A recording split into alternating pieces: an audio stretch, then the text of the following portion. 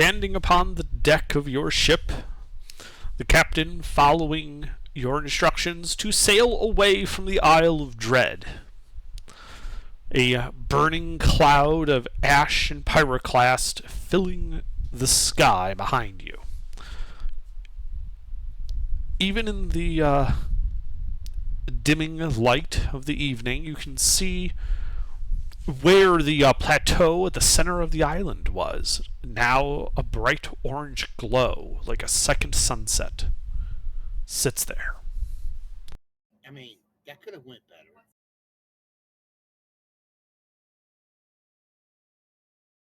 We survived, though, so that's all that matters. Got some great loot. Mm-hmm. Occasionally, you can just make out a shadowy draconic form flitting about inside the cloud of ash. There's a dragon in there. Dragon. We need to keep going because we do not want him to show up on us again. Yeah, we gotta book it. Yeah, we going. No. Full sail, Captain. All sails, add oars. However, fastest you can go. Get us out of here. Top speed. Where are we going? Back to Rodman? Well, not back. We haven't been there, but I mean, yes. I propose that we head over to Ravam. That way, we can hit a major port, and Galen can swap out for Mister's new character. Mhm. And then I suggested that we kind of hop along the coast, going down towards the Sea of the Masked Gods. You know, kind of hitting the various kingdoms there. Maximum warp. Yep. And then, you know, we can go visit the church and snitch on the dragon. Oh yeah. Engage. Alright, the band begins playing.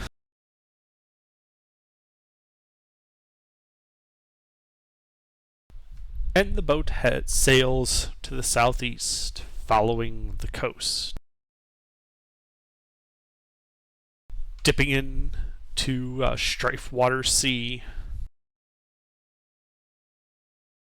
The captain setting sail once again for the port city of Benkala, on the southern edge of the Ravam Remnant at the western border with Kioris.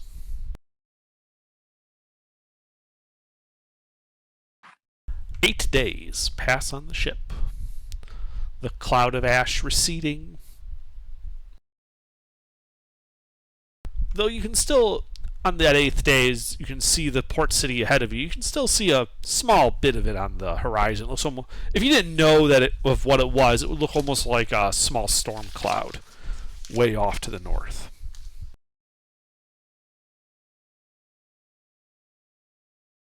But the captain and the crew expertly guide the ship in.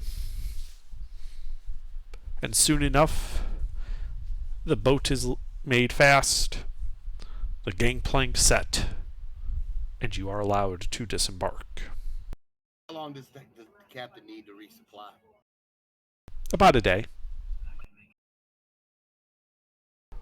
The port city of Benkala is a walled port town. It is not a major city, but being on the frontier, it does have supplies. Like, this is a common stopover point for ships heading up north and south. Roger. You know, it's kind of like the last major civilized city before you're having to deal with the Vudaborg clans, or out to the ocean itself.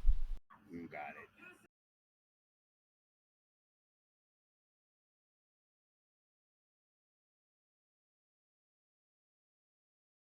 But yeah, the bustle of a port town, stevedores hauling cargo, an occasional mule dragging a cart through the narrow city streets.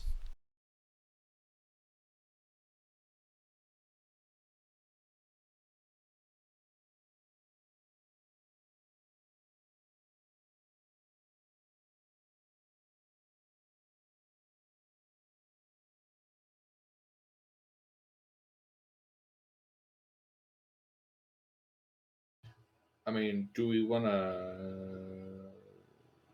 You know what? What's the most obviously Septimus thing I could do?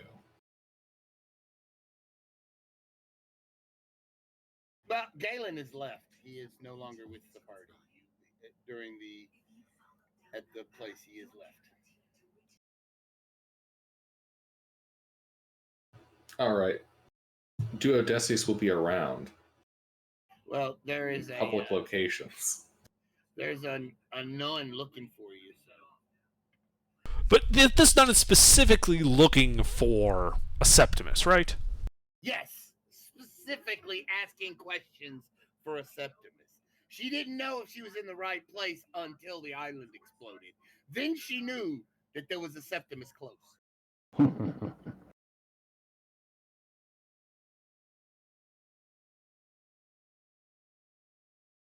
Well, are you guys getting like a room in an inn or something? What are you guys doing in town? We can stay on our ship, I think.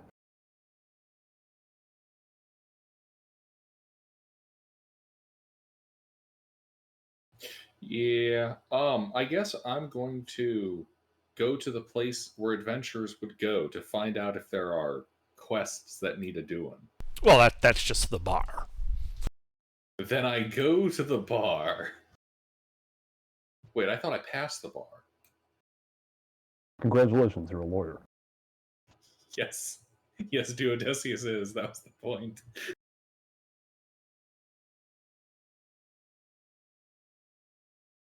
He is really a lawyer. Yeah, so you go to the Wrong Bells pub. It's a near like the nicer part of the port, like on the edge of where the small little fortress that the Marquis, resides in. It is renowned because along the ceiling rafters are various brass bells, supposedly each one taken from a ship hostile to the Ravam Remnant before the ship was destroyed. Oh, that's neat. That's pretty fucking cool. That is cool. Mm. Talk about them big ship bells, right? Yeah, like the kind that you'd have like on the quarterdeck. Yeah. Okay, that's cool.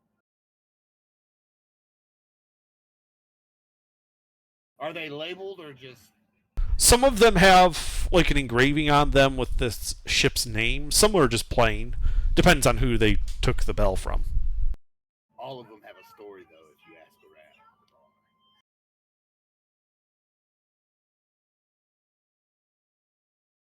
around. Indeed. All right. Yeah, you notice that this bar tends to have a somewhat like this. This isn't like the crew. This is a lot of like people who own a ship. These are captains of commerce, military officers, that type of crowd. This is not the rough and tumble crewman type bar. We're we're the officers there. All right. I'll look around for one who has a French accent and is currently twirling his mustache. There are 3 such persons here. All of them sitting at a table trying to outdo each other with the twirling of the mustaches. There's an open pot of wax on the table, and they're like taking turns, like trying to make like the most insane mustache shapes. People are betting around them.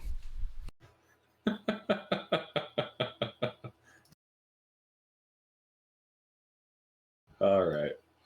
Where's the nun? Say again. Or rather, where are the jobs? Yeah, so you get some drinks, you start talking, and eventually your name comes up, right? Who are you? What's your story? And when you mention that you are in fact a Septimus, the barkeep points at you and says, "Ah, I got a message for you. Some nun or something. Came looking for you." I don't know what you did to anger the church, but I strongly suggest you deal with it. As he hands you this plain-looking piece of parchment. All right. I open the plain-looking piece of parchment. So, presumably, the nun would be trying to find a tavern or like a hotel to stay in. Yes. Yeah. Yeah, there really are. This is a port town. There are none that would like meet your sensibilities. So you're probably staying at the local temple.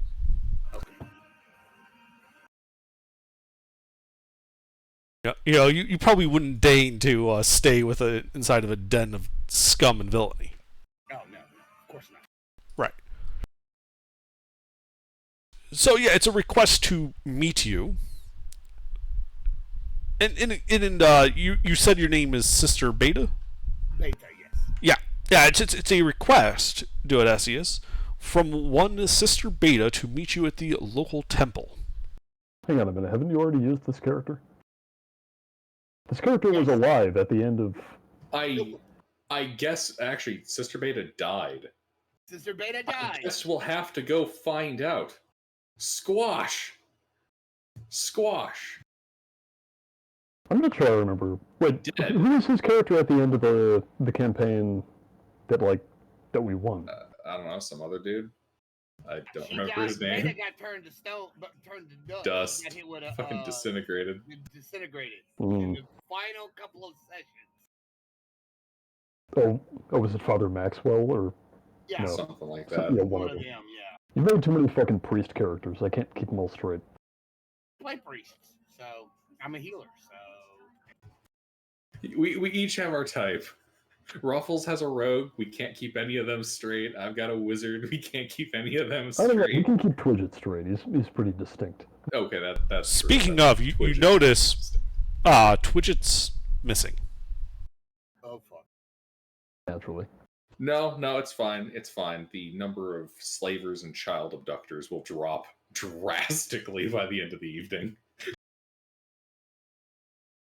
So you're just gonna let Twidget run around in the Roblem Empire. Look, like I said, any slavers aren't going to make it. Any pirates aren't going to make it. Anyone who abducts children is not going to survive. Okay. We have released a natural predator of those groups of people into the environment.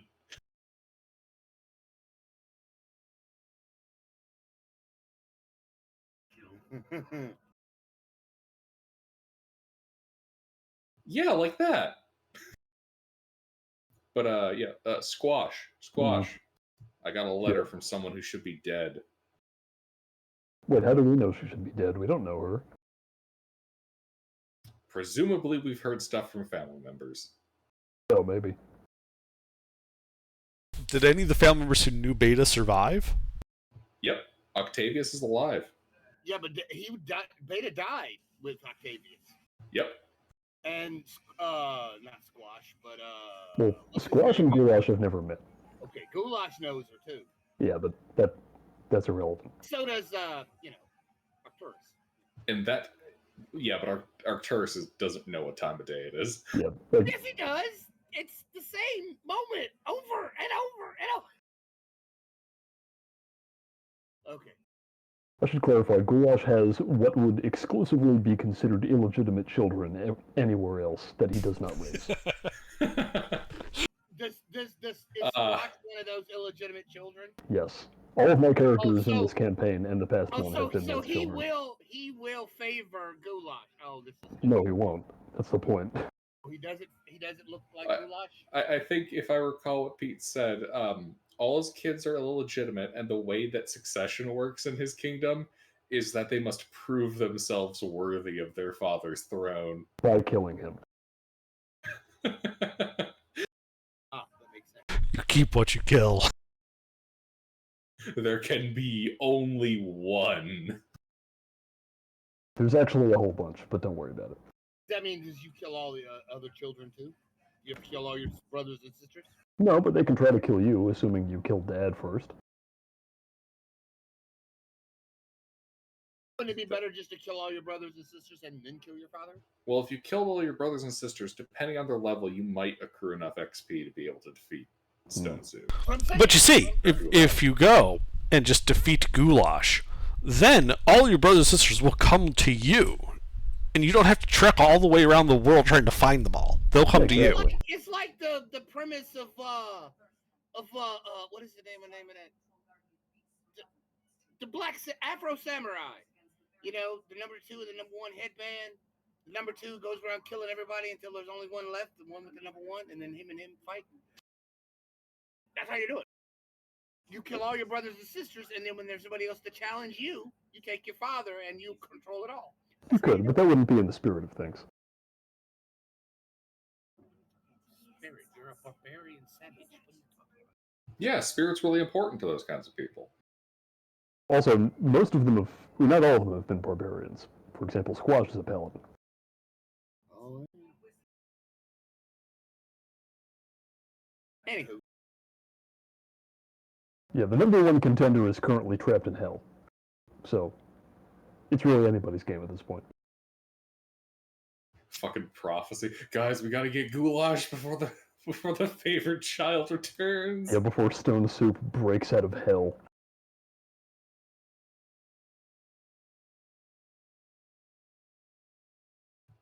Before Hell just has enough of his shit and just sends him back. Mm. God, but imagine what level she'll be after all that.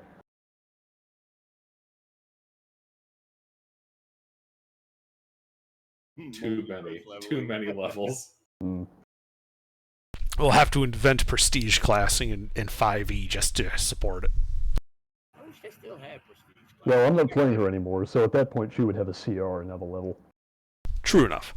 Regardless. So yeah, you get this note from some nun named Sister Beta urging you to meet her at the temple. Do it, Essius. I shall gather my adventurers. Well, that's easy enough. Squash is right there. Galen is gone. Yeah, Galen left. You don't know where Twidget is.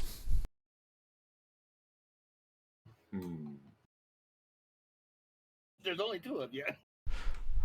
That is until you step outside the bar looking for Twidget. And you see him, about a block down, running away from what appears to be a city guard with a billy club.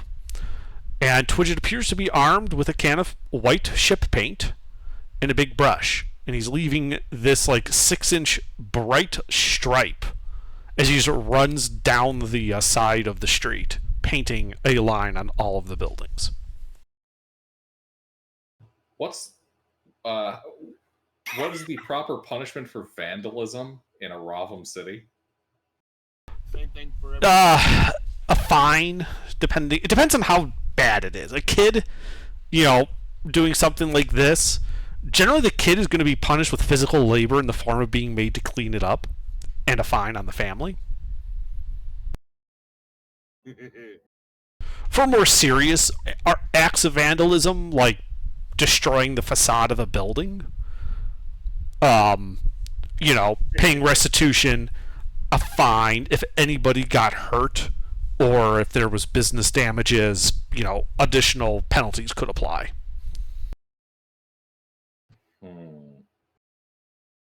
My desire to be a stickler for the law is great.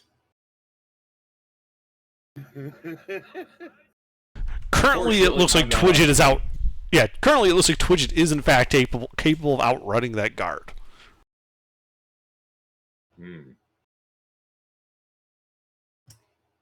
The youth these days. Oh well. What's funny is there's this old lady next to you who basically says that at the exact same time as you. And just kind of looks at you weirdly.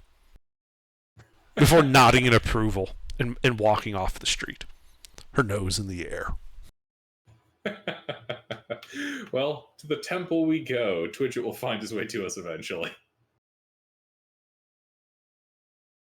Okay. I wouldn't want to disrupt his fun. Yeah, you head to the local temple. It's a somewhat modest temple. It's no big, great cathedral. But it is, kept up. You can see a couple of acolytes and an older woman who's dressed in the robes of an abbess.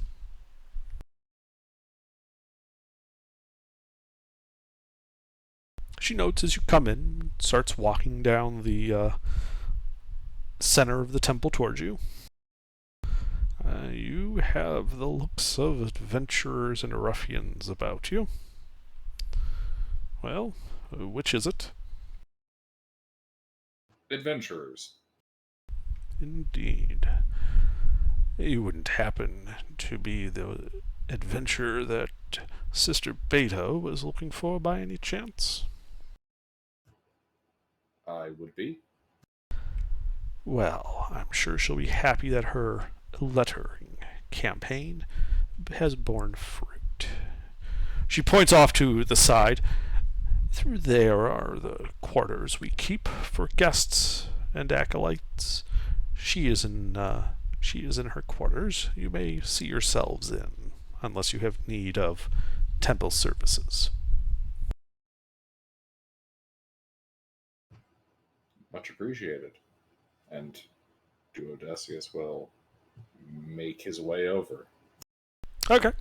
Yeah, it's like a plain door goes to a hallway. Various wooden doors. Most of them closed. There is one that is open.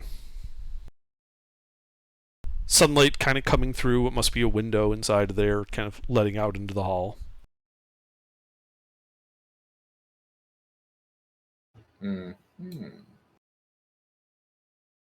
I'd like to investigate the door for traps.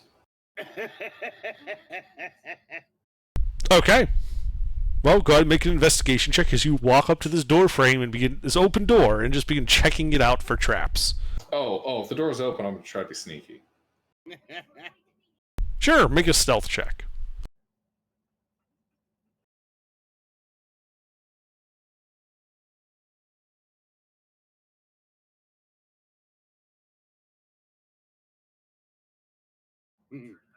So what's Sister Beta's passive perception?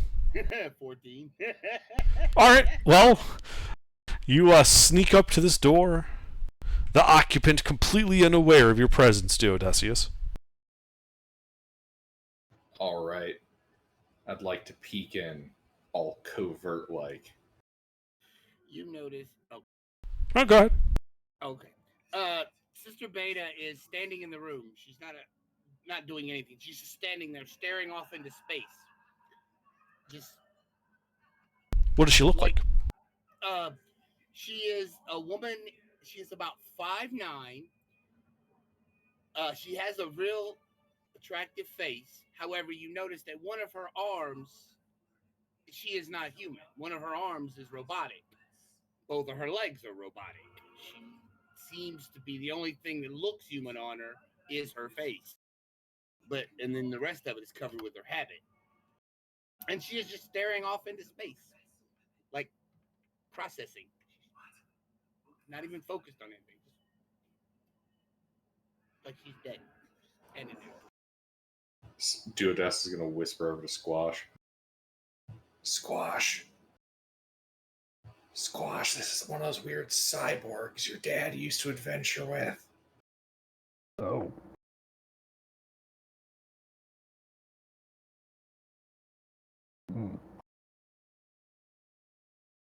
Do you want to take point? Do you want me to take point?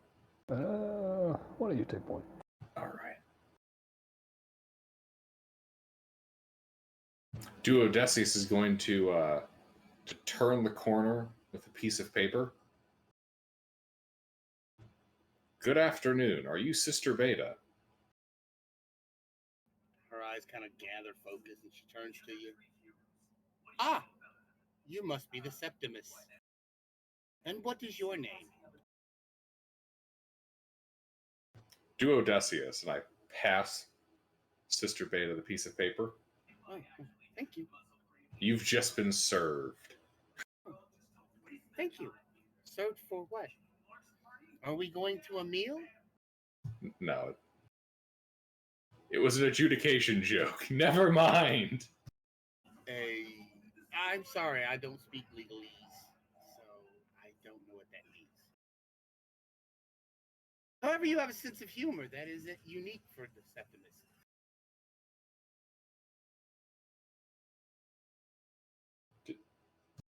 Squash, get in here. Sister Beta, did you need something? Oh, yes, I wish to travel with you. I had the hardest time finding you since I came online. I did not know that. I knew there was a Septimus out there, but I just did not know where you were until the island exploded. Now, when the island exploded, I knew there was a Septimus. So that is why I made my way here.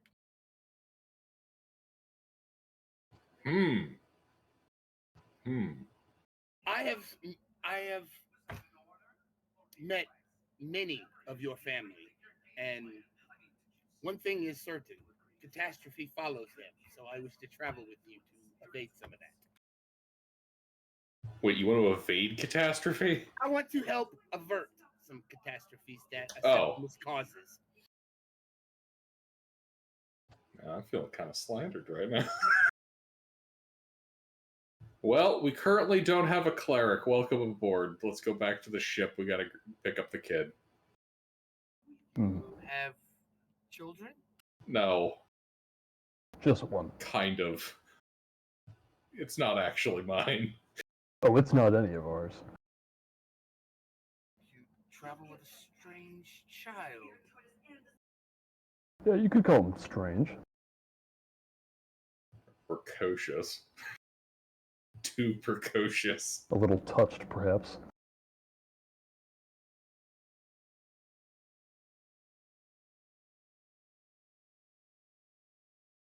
All right, Underdark. Stepping out of the temple. Where is Twidget? Well, you're not sure, but there is this gang of like 12 guards running around the corner at like, full out sprint away from you.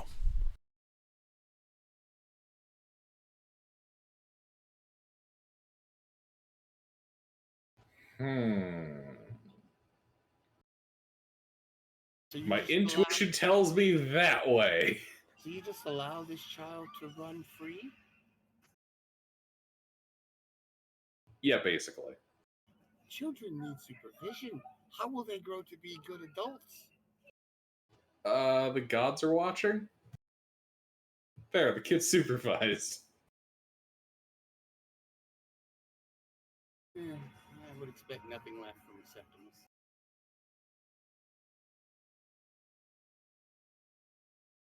Man, I feel fucking judged.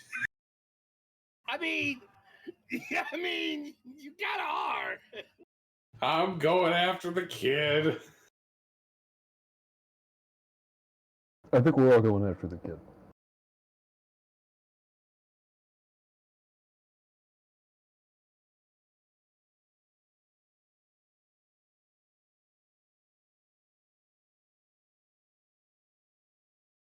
Well, what do we see, Ruffles?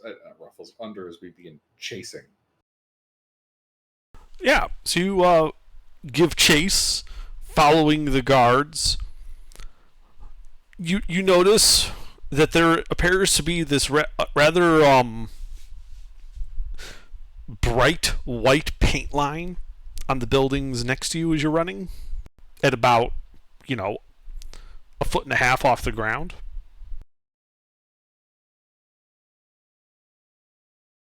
Such vandalism. Who would do such a thing? Underdark, I'd like to make a survival check to figure out where the child has gone. Sure. Go ahead and make a survival check.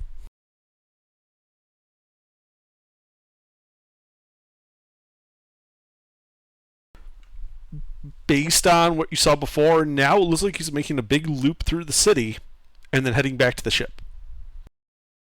All right. I'd like to head him off the pass. Okay. So you start moving quickly through the city, just kind of cutting a straight line towards the boat. Finding yourselves back in the docks area. As we merge from a side street onto the main thoroughfare between a couple of warehouses, you see Twidget. The can of paint's been discarded, but he still has the big wide brush. it still has paint on its bristles. He is still leaving the white streaks on the building next to him. About 50 yards behind him is the entire city watch chasing him on foot, yelling at him to stop, you damn rascal. Man, I kind of wish I had haste.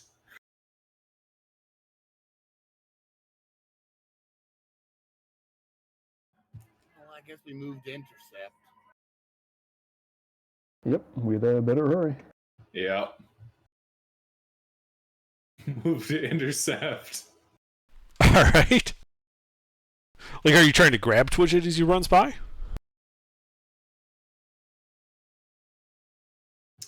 We're in the docks area, yeah? Yeah. I'd like to use my ring of telekinesis to drop some fishing net on him. Like one of those big fucking piles of the shit.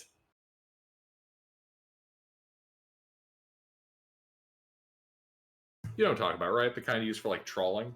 Uh-huh. Yeah, you can try and drop some of that netting. When Twidget gets a chance, he's going to need to make a deck save. So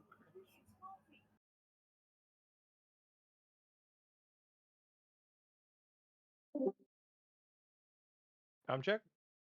I hear you. I hear you. All right. Cool. Da-da-da-da. Before, so we're in the dock area. How far am I to the water, not the ship? To the water, maybe 200 feet. Okay, because that's my goal. I'm not trying to get to the ship. Okay. Well, the Septimus just dropped a net over top of you, so I need a deck save. Yep. All I gotta do is open my sheet, and I will need to get up and get some ketchup for my fucking food. I actually chicken hope you strips fail and a this, burger. Ruffles. I actually hope you fail this. Would. Da-da-da-da. Okay.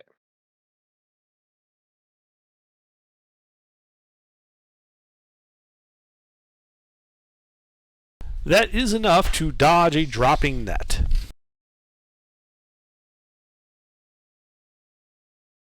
And I carry on dashing to the water. Yeah, so you carry on. Is Duodecus going to do anything as you notice several of the guards run into where the net fell and start tripping and falling over themselves as they like kick up and get their feet trapped in it? Whistle and walk in a different direction.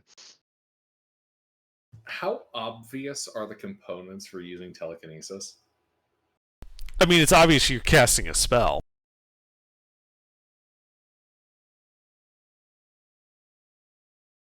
Unless you have subtle spell, people will, if they can see you, they know you're casting magic.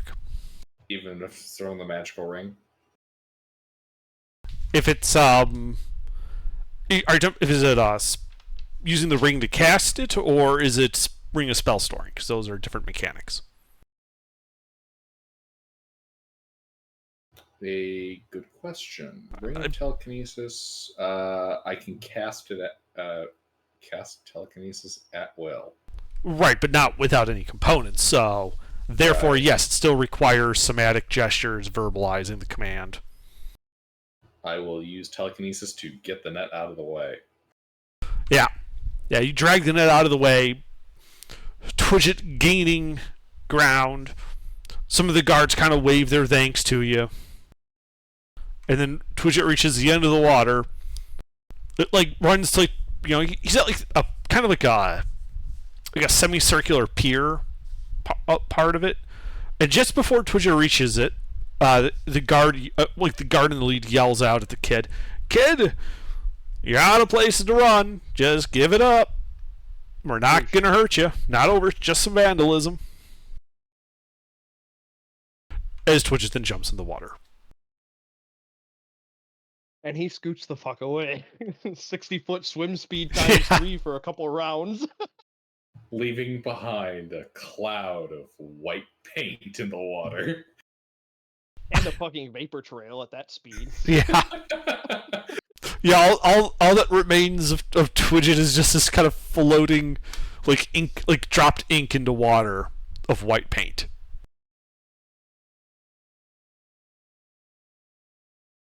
few seconds later, the paintbrush dramatically bobs up.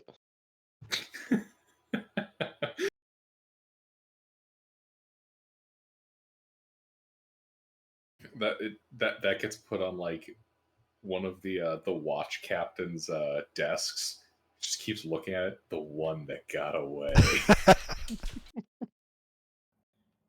That child is reprehensible. That child is very good in a pinch. Wait, that is the child you travel with? Yeah, you think I'm just gonna travel with a regular kid? No. We know how to pick them. Okay. I would expect nothing less from a Septimus. She walks away from you. He's also pretty good at cooking the books.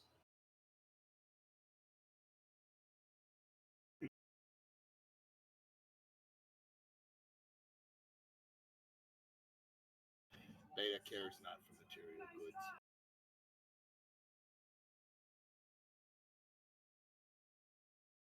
Awesome. More money to be split among the other members of the party. She doesn't require anything. She doesn't eat, doesn't sleep, doesn't breathe.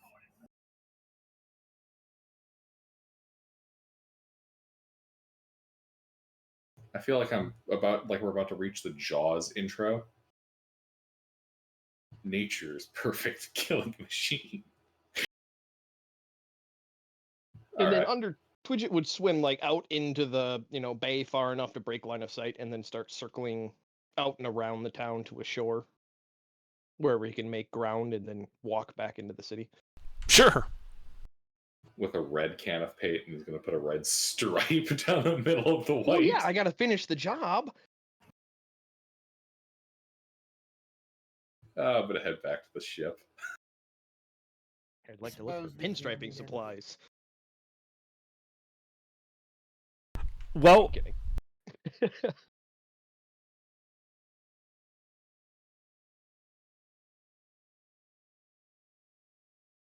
the people on the docks do seem to be a bit more wary around their paint supplies now that a can of it's gone missing. Strange. Also, perhaps because like the entire guard contingent is now currently like looking at the docks.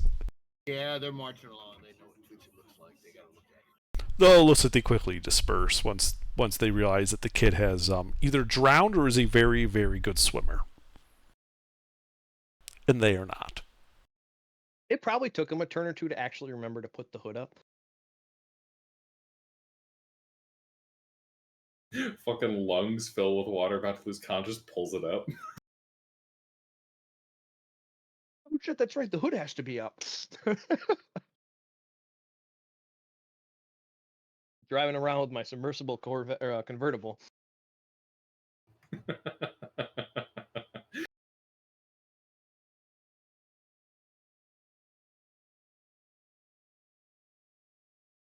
But yeah, you all eventually can get to your ship.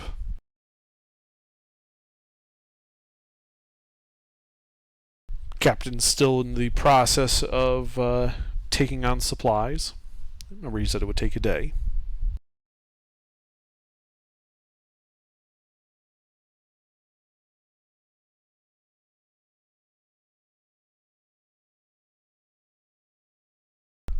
And as you guys come aboard, the captain greets you. It's like, well,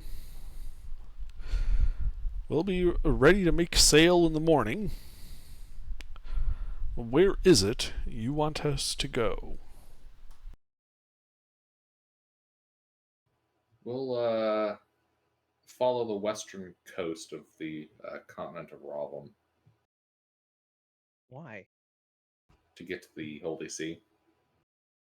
To snitch on the dragon. Yeah.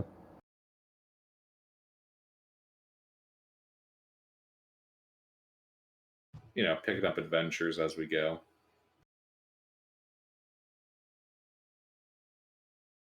Squash, say the line. Oh, what line? To get the ship going. Oh, yeah.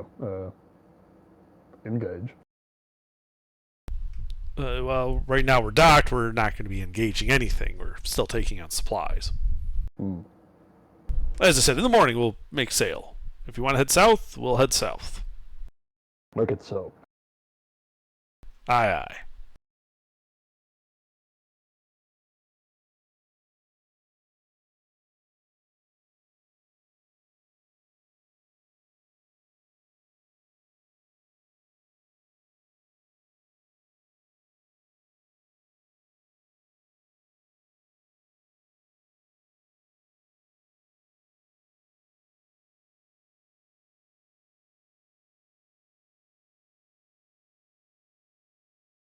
So I guess we're bumming around for an afternoon.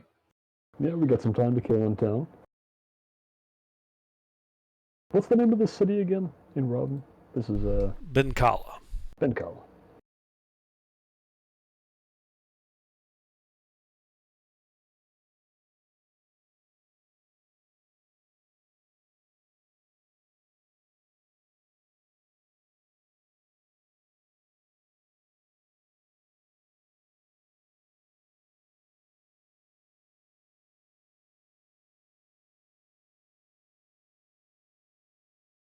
Yeah, so we're just gonna be scrapping scrolls.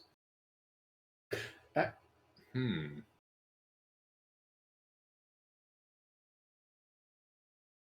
Actually, guys,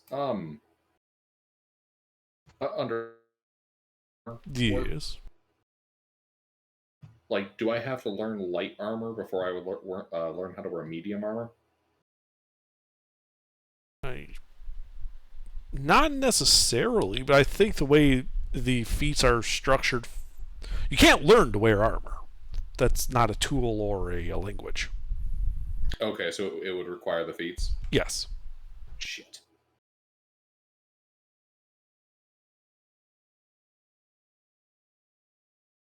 And you can't take like heavy armor master without taking medium armor master. Well, right. No, you can't. Oh wait, really? You can't learn weapon proficiencies either with time? Correct. Correct. That is so weird. Yeah, it doesn't let you do that anymore. It used to let you do that, but it doesn't anymore. Hmm. D&D is now simplified and easy, and so for everybody. And That how they call this game simplified. Well, Tasha's allows you to swap stuff around as long as it's within the same class. Yeah, but not that part. yeah, but no, it allows you to swap around your attributes and your skills and stuff. You can swap just about everything with Tasha's. Well, Except you your can swap a weapon as proficiencies. long as it's inside the same weapon subclass.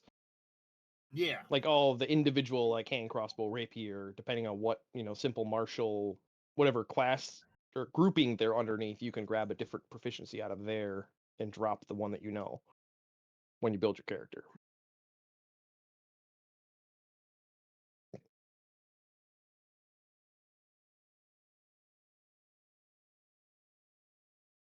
That's why it's good to take like fighter first level, because you automatically get all the weapon proficiencies and all the armor proficiencies. Yeah, but then you don't know. get save proficiencies.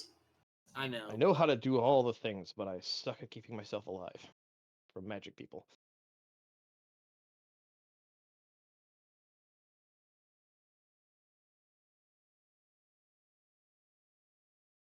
Alrighty. All right. Well, the day in town passes without any particular incidents, other than wanted posters going up for the child streaker. Tis. And when the morning comes, your ship sets sail. Heading west out of Strafewater Sea, and then turning south, and begins following the coast out of the kingdom of Kiors, and entering the lands of Ikristan. Off in the distance to the east, inland, you can see, just barely through the fog and the mist in the air, the peaks of the Laside Mountains.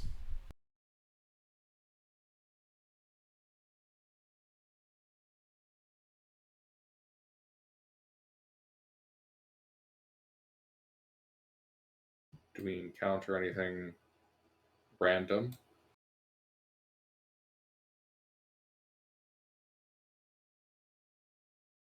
So, not yet. Eventually, you leave the lands of Ikristan behind and enter the Vepanid Dynasty controlled areas. The jungle giving way to low, hilly grasslands. It takes 88 days to reach the southern tip of the Vepanid Dynasty from your starting location. There, it is a straight shot across the open waters of the Waters of the Gods, the name of the sea here, to the Sea of the Masked Gods.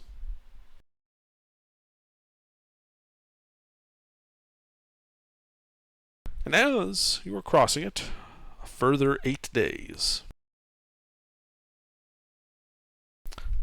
You've got maybe 4 days left before you'll hit the sea.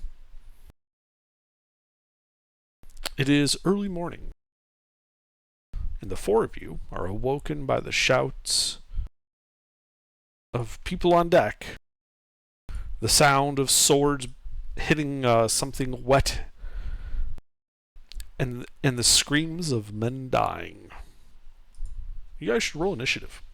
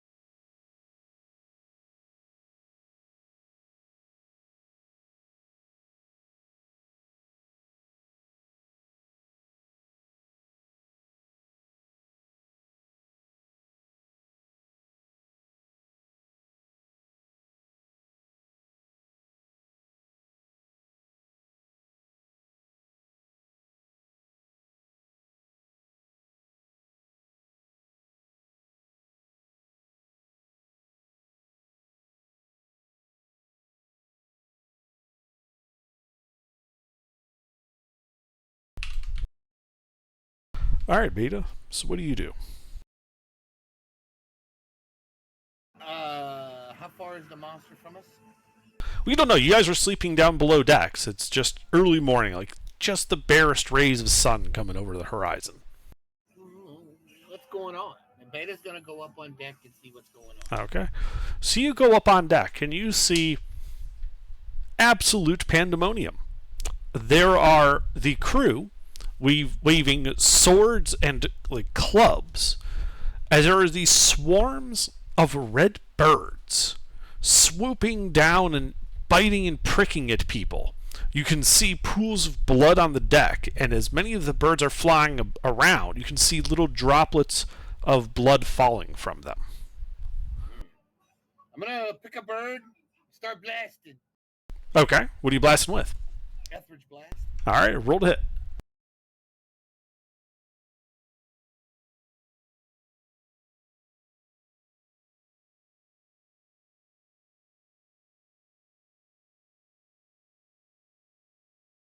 Yeah, that hits some birds.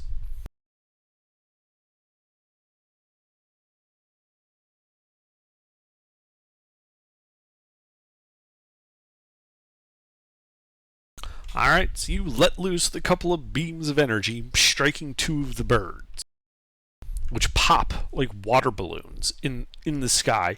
Wet splorches as the remains of the bird hit the deck and splatter, just sending blood all over where they hit. Ew.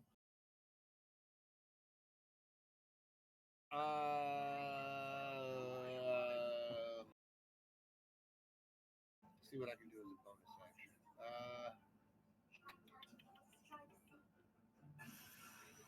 Heal.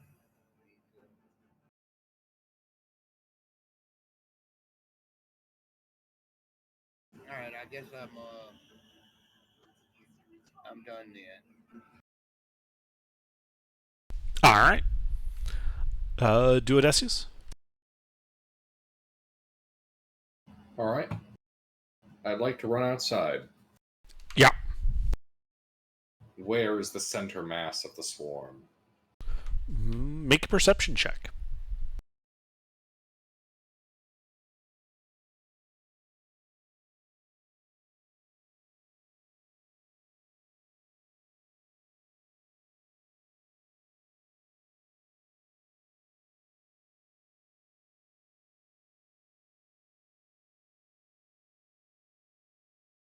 There's a lot of birds flying about. You're not sure.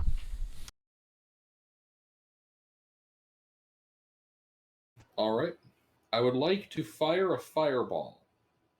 I would like to position it in a space in the air that will avoid striking party members and the ship. Do you... Is this possible? Yes, it is possible. Fireball. Okay. Wait, actually, how much bird does it hit? It hits birds. Fireball. There are more birds than you can count quickly. Fireball. Okay. Here are their deck saves.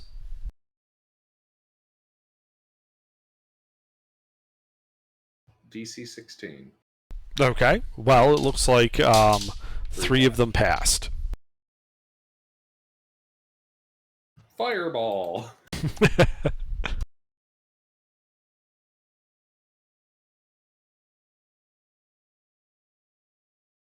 Yeah. So all 12 are basically exploded, painting like one half of like the main mast red, just from the midair. The momentum stays as it just hits like paint on the mast and on the sail. Wow.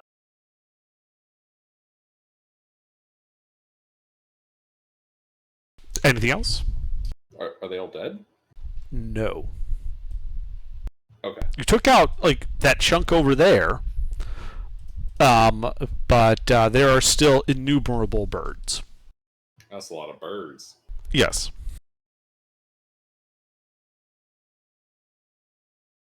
Anything else? Yeah, I'll have to jot that down for one of my Septimi. Innumerous Septimus. That's it. All right, Twidget. Oh, where's Squash? He is right here. What kind of weapon do you use? I have 2 magic swords. Like the one that you actually hold on to and use melee weapon. A magic sword. Yeah, longsword. Yep. All right, Twidget, as he runs by, touches it, and you pull it out. It'll be all fiery now. Oh, You do an extra D4 with it for a minute, lovely. and then he'll head out to the deck. Yeah, you see lots of these red birds flying about, little droplets of blood falling like a drizzle on the deck. The crew have taken whatever arms they could get their hands on and are attempting to fend them off. But you can see several of them are wounded. Hopefully, they use weapons too.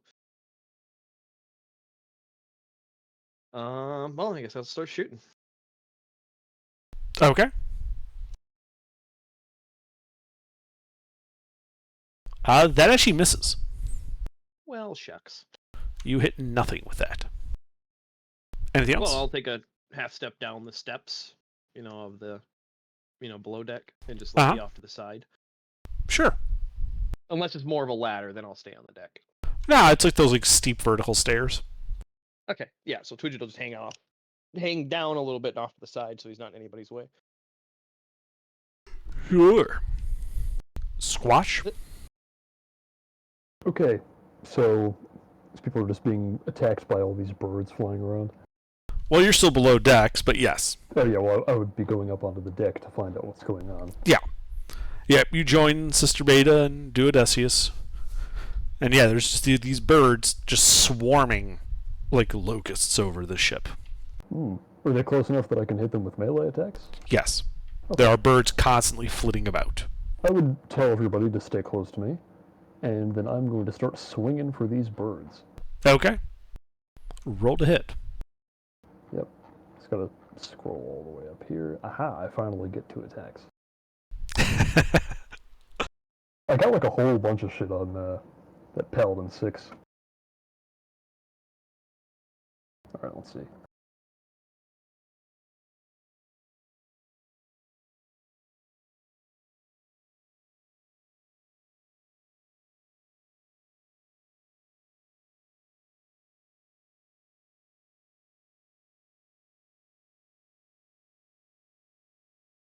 Sorry, I got a bunch of math to do. I have to recalculate my to hit.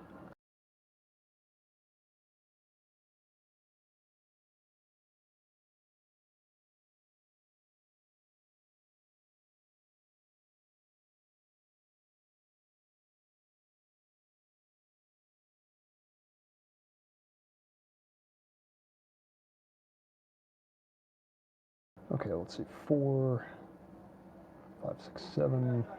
All right.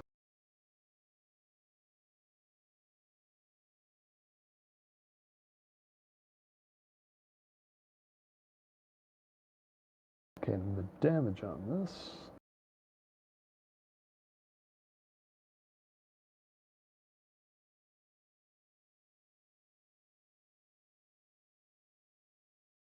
Okay, there we go.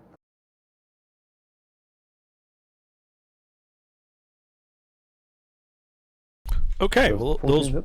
yeah, those will both hit birds. Roll damage. For 17 magical slashing. Give Okay. extra D4. And is it only 1d4 or 1 per attack? It's just this weapon does an extra D4 in damage, so I would imagine every time. It'd it's be just every once hit. per turn thing. Yeah, it's every okay. hit. So a 21 fire, or 4 additional fire 21. damage. Yeah. Yeah, so you swing your sword, cut one bird in half, your little sizzle as like its momentum just kind of carries a little wet splotching sound as it hits the deck. In your second attack, you cut another bird down. Another sizzle, more liquid blood hitting the deck. The smell of iron hanging in the air. Anything else on your turn? Yeah, I'm also going to swing with my dancing sword. Uh-huh.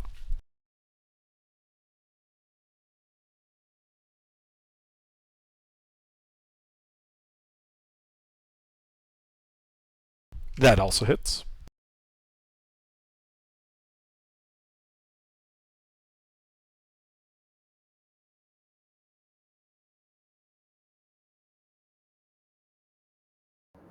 For an additional 12 slashing. Uh-huh. Yeah, it kills a bird. You can see, as the bird dies, its body kind of liquefying into that blood as it just goes over the deck. And, it presumably hits the water. Yep. I also just realized I only added my my damage bonus to that first roll once, so they should actually take an additional 8 damage. Okay. Somewhere in there. Yep. I've always mentally reflavored that sword to look like this.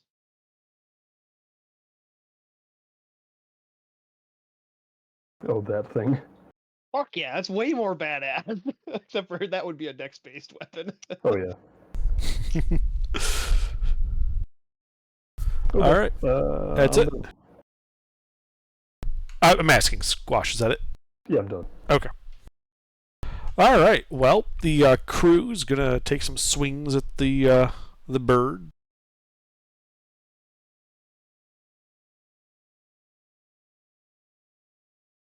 Damn. Yeah, in the center of the ship, you can see the birds, where that is in fact the birds' kind of most dense concentration. The crew is basically fighting like back to back, like around the main mast. Did you give the crew pack tactics? Yes. Fucking sweet. Finally, it's on our side. Let's see, 9 of them hit bird. I suddenly don't trust this crew.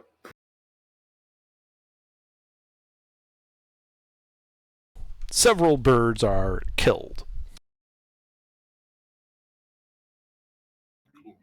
And now the birds retaliate. And they're going to wreak their bloody vengeance on the crew.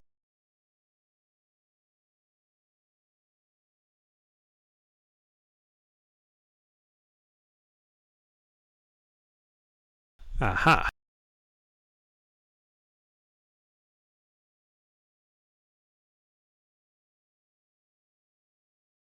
Well, that is unfortunate.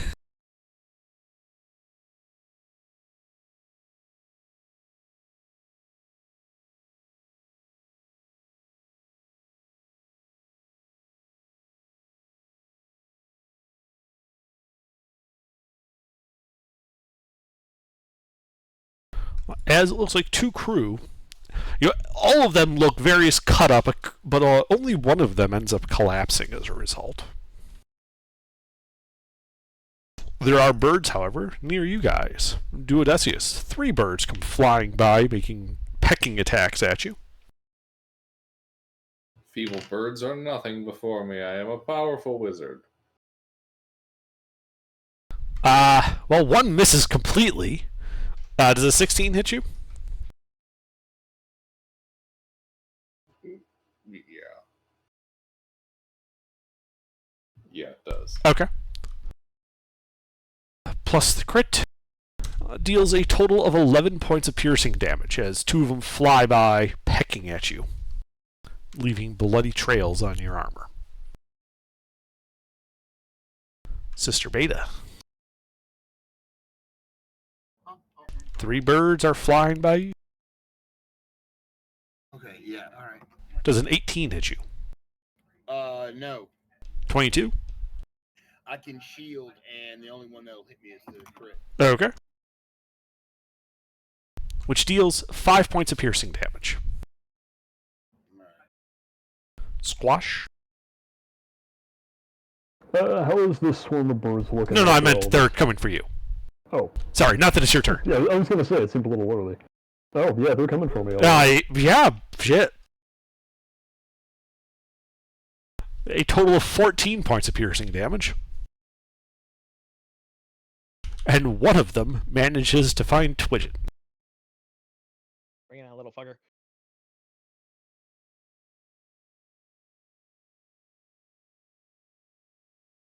Somebody go get a glass of salt water. As it deals 6 points of piercing damage to you. I'm fine with that. I have all my health again.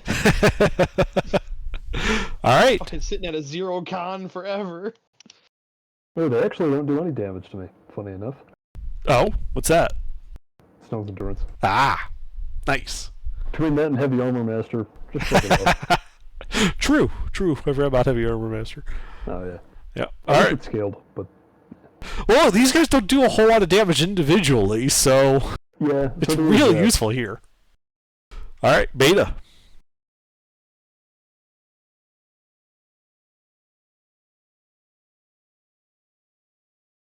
Sister Beta, Sorry. what you doing? Attacking. Alright. Or blasting another bird, I guess. Or 2. Okay. I suppose technically you're at disadvantage. There are enemies within melee. Okay. Just birds everywhere.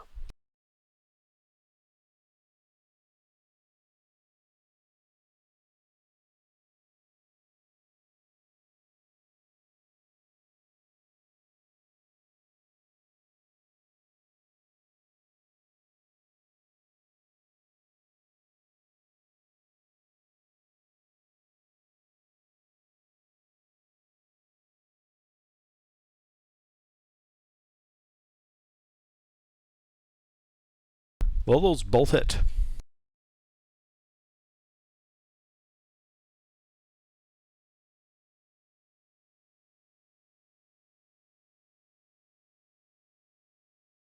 Now I'll shoot a bird till it dies. I won't move on. Right. Yeah, so you shoot a bird, and you're about to move on when you realize that the bird is still alive, and you blast it again, this time sending it into a small puddle, which lands on the back of one of the crew members. Ew. Sorry. He is currently fighting off 3 of the birds. He doesn't really seem to care too much about a wet splash hitting him. Anything else? No, that's it. All right. I'm watching the news. Did y'all see what happened? Duodecius? Save it for later. Okay. I'm sorry. Fireball. Okay. Biggest clump, no friendly fire, please. All right. Is it what? Yeah. No, it's possible. Okay. There you go.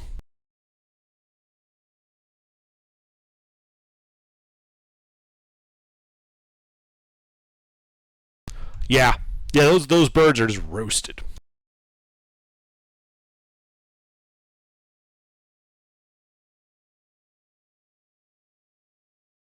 You're definitely making progress at thinning out the amount of birds. There's still a fuckload of them, though. Anything else? Nay. Widget. All right. Um.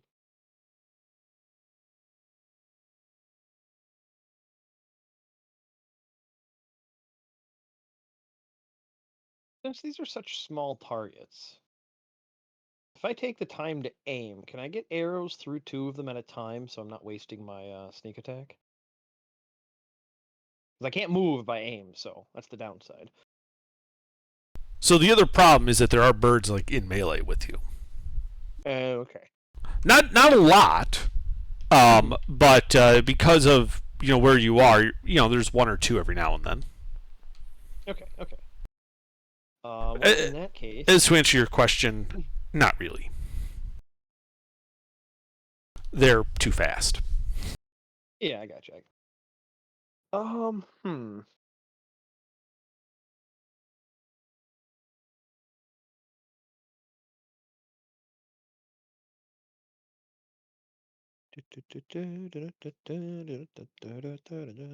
How tall is the mast? Or the cross member on the mast?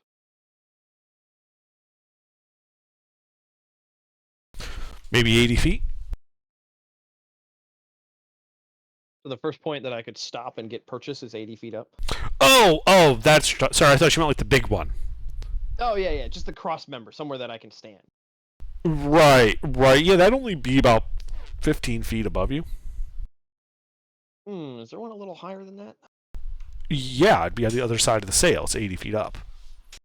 Okay. Like the sail normally has like that bottom piece that holds the sail. That's Yeah. 15 feet above you, and then the sail, and then the top piece, which is what I thought you were talking about at first. Yeah, the top crossbeam. Okay.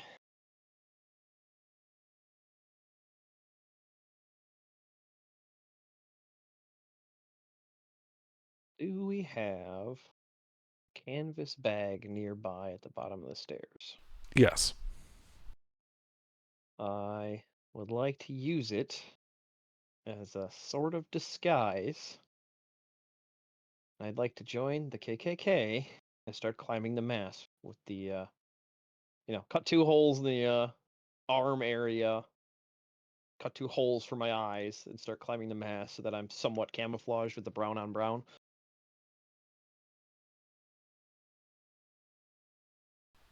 Sure. Yeah, you. Well, I mean, I'm still yeah. moving, but it's less obvious that there's a person there. I gotcha. So, yeah, you grab a sack, cut some holes into it. It takes your action. Yep. You run over to the mast and begin climbing. I don't have a climb speed, so 25 halves, so 12 every time. Okay. I mean, you still had to run over there, so you're only like 6 feet off the ground at this point. All right, then I will bonus action dash so I can at least get up to that cross member. Okay, you will need to take the hide action at some point if you actually want to blend in. Oh, okay. Well, then I will just hide here. Okay. Then go ahead and make your stealth check to successfully blend in with there. And yeah, the birds don't seem to be coming after you. They seem to be swooping around to avoid hitting the mast and you. Excellent. Phase 1 complete. End of turn. All right, squash. Okay, I'm gonna continue going for the birds. Uh-huh.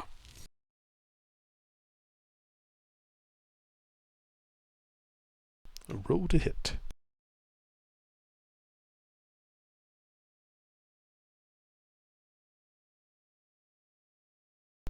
Two hits.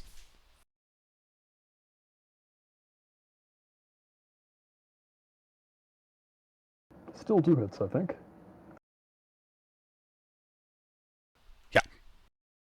What's that third one? Dancing longsword. Ah, yeah.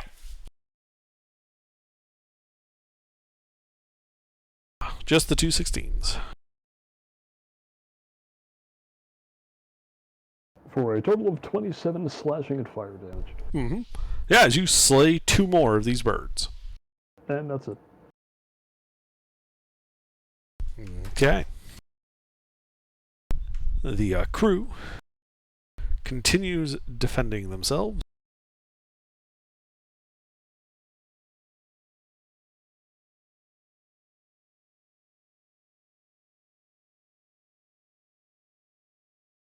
Rather successfully.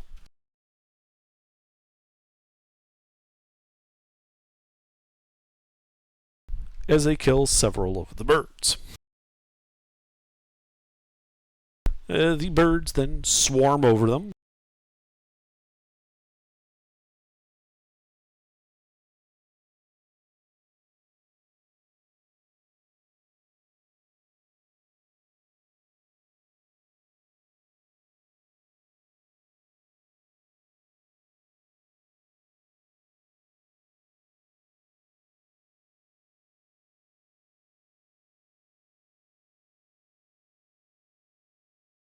Another crew member falls.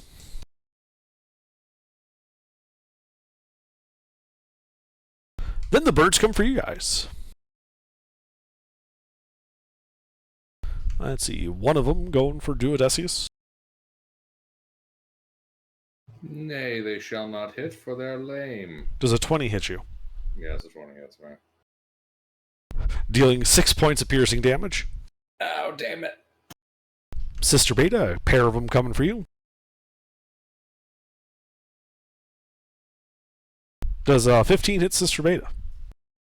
No, 22? I can shield it. Alright. And then again, Squash. Got 3 of them coming.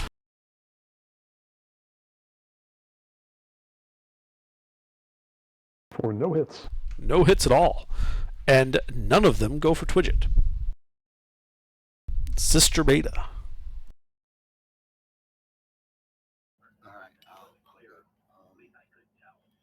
All right, I have 2 in melee with me, right? Yes. Use my sword and hit one of them. Okay. Roll to hit.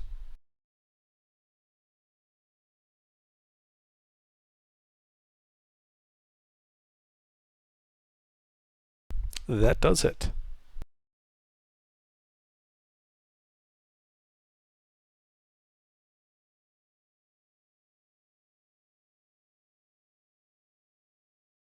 This kills the bird.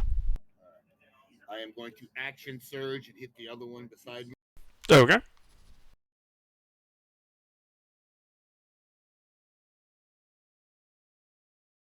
You have a fighter, cleric, warlock, multi-class? No, I have a fighter, warlock, sorcerer.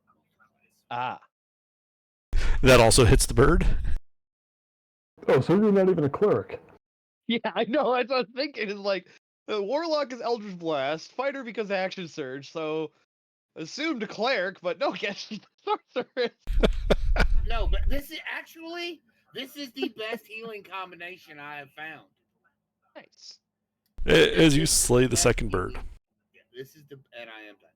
Okay. The best healing combination because Divine Soul Sorcerer uses the cleric spell list. I just don't have as many. Oh, clever. Duodecius.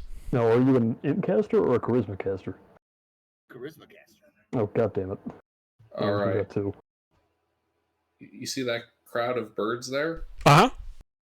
Fireball! Alright.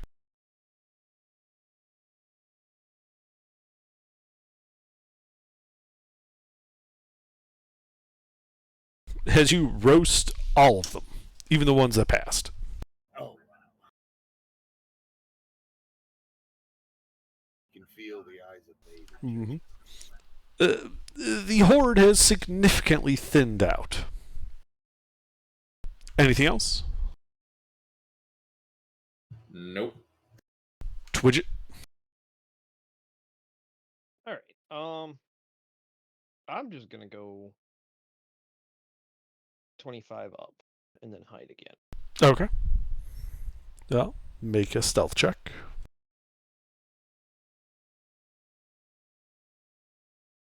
Mm-hmm. Anything else? Nope. Oh, am I getting to the point where I'm above the flock? Yes. I mean, I'm only like 30 feet up right now, but Yes. okay. That's it. All right. Squash. I'm gonna keep swinging. All right. Roll to hit.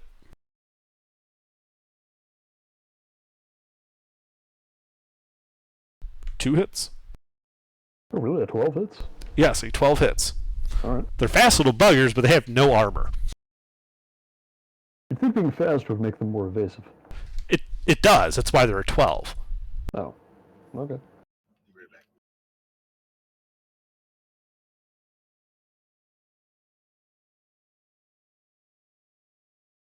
You know, they're basically got the AC of a baseball. Does an 11 hit? No. Ah, well, there you go.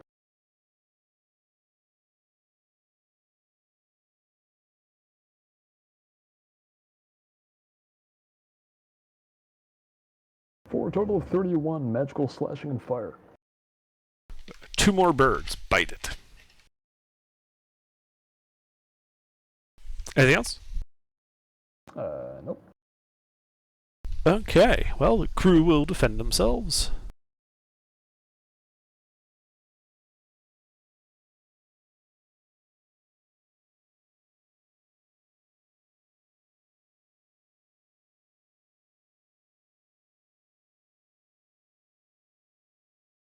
Taking out a good chunk of birds all on their own. The birds fly up, forming a flock that's maybe a quarter the size of what was attacking the ship before, as they begin heading out to north.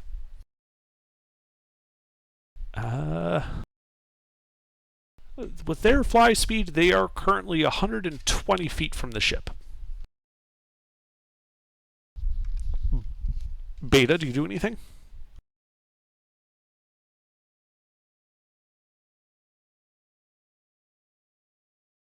Mister?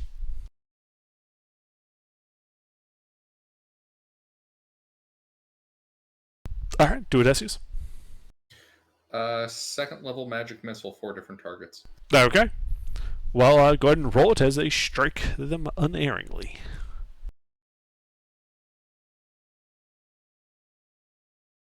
Killing no birds.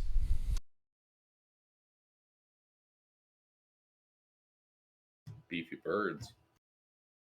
Mm-hmm. Anything else? No. Twidget, you doing anything? Oh, just heading back down. Alright. Squash. Sorry, I'm back. They're not in melee anymore? No, they're 120 feet away. Oh, well, I can't do anything. Okay. Well, the crew also doesn't really do anything. The birds continue to fly away.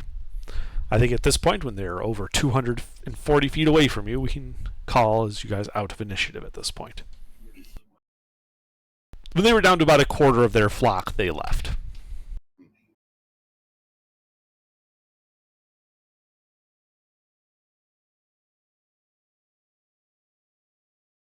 The top deck of the ship looks like Twidget got a hold of some red paint. I mean, it's just coated in blood.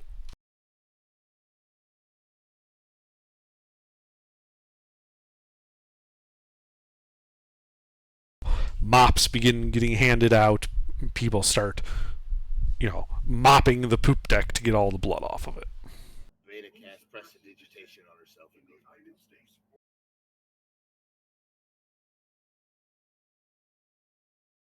A healer is not needed. This is manual labor. This has been needed.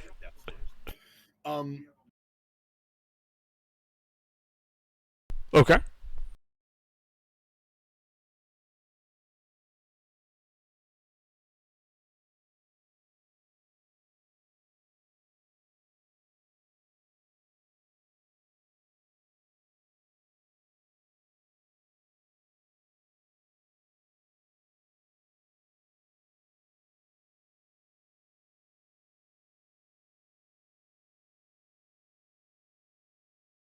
But as you head back down,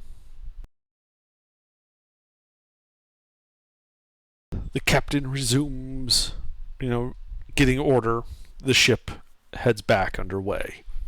The sail half stained with this rusty red color.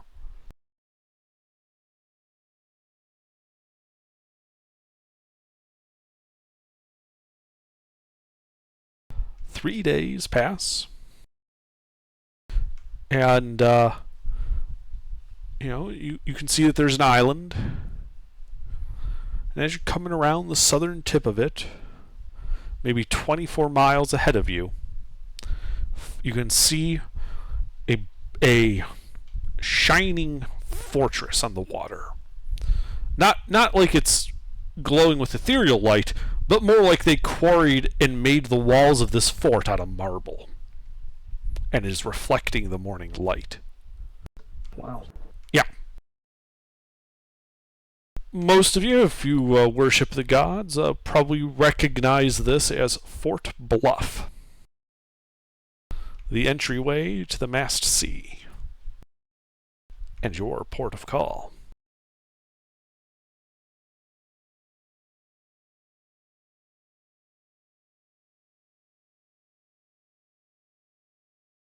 The crew deftly guides your ship in. And you can see, lots of temples and, shrines in this walled fortress. A rather large dock, various ships here. A lot of them from Vrya. Probably the second most you see is Macavarian trading vessels. Can't believe we're on, campaign number 4 in this setting, and this is the first time we've been here? 3. 3? Whatever. Yeah, it's the first time you guys have come to Fort Bluff. We've been kind of geographically near it a couple of times, but yeah.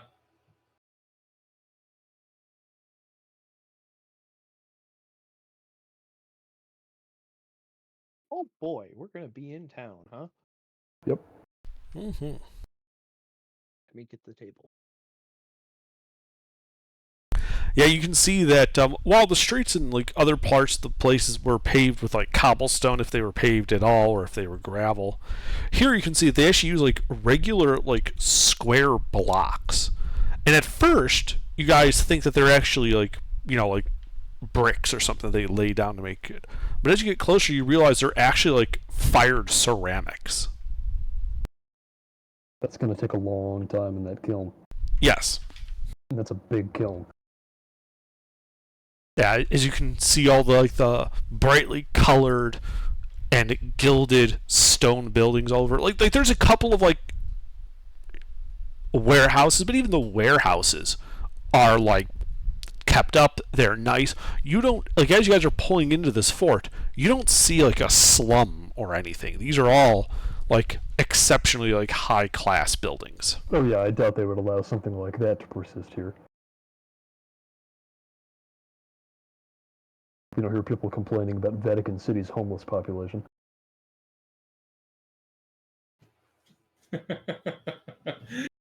Isn't Vatican City basically just the oh shit, I'm having a It's brain like fart a on the couple name. square miles around St. Peter's. Yeah, but isn't it incredibly low population density? Yes. Yeah, and it's all It's all clergy. yeah, it's all clergy. Yeah. I almost called them ecclesiarchs, but I'm I don't think that's right. Not quite. You're about Probably. 40,000 years too early.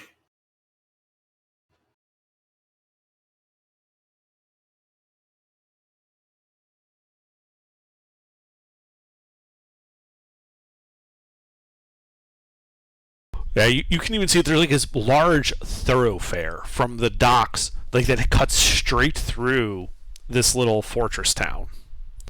On the far side, you can see, this very fancy-looking city gate, and coming out of some of the Vryan vessels, You can see like a covered wagon being unloaded with a little crane, and people who are obviously religious pilgrims like forming up around it.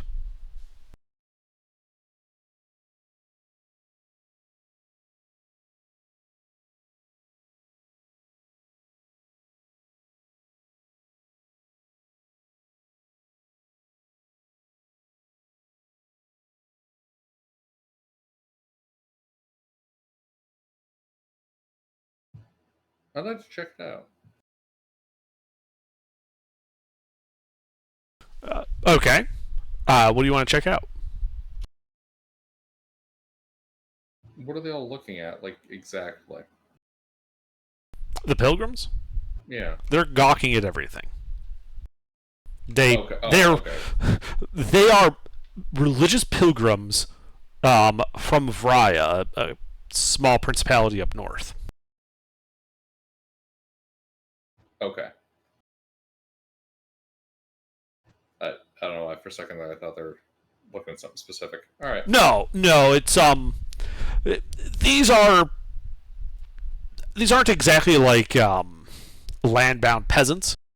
These are going to be merchants, hedge knights, minor nobles that would make this type of pilgrimage to the Sea of the Masked Gods without like any fanfare. You know, if like the King of Raya was visiting, there would be a lot more pomp and circumstance going on. You know, probably the highest person you're going to see in that group is a baron.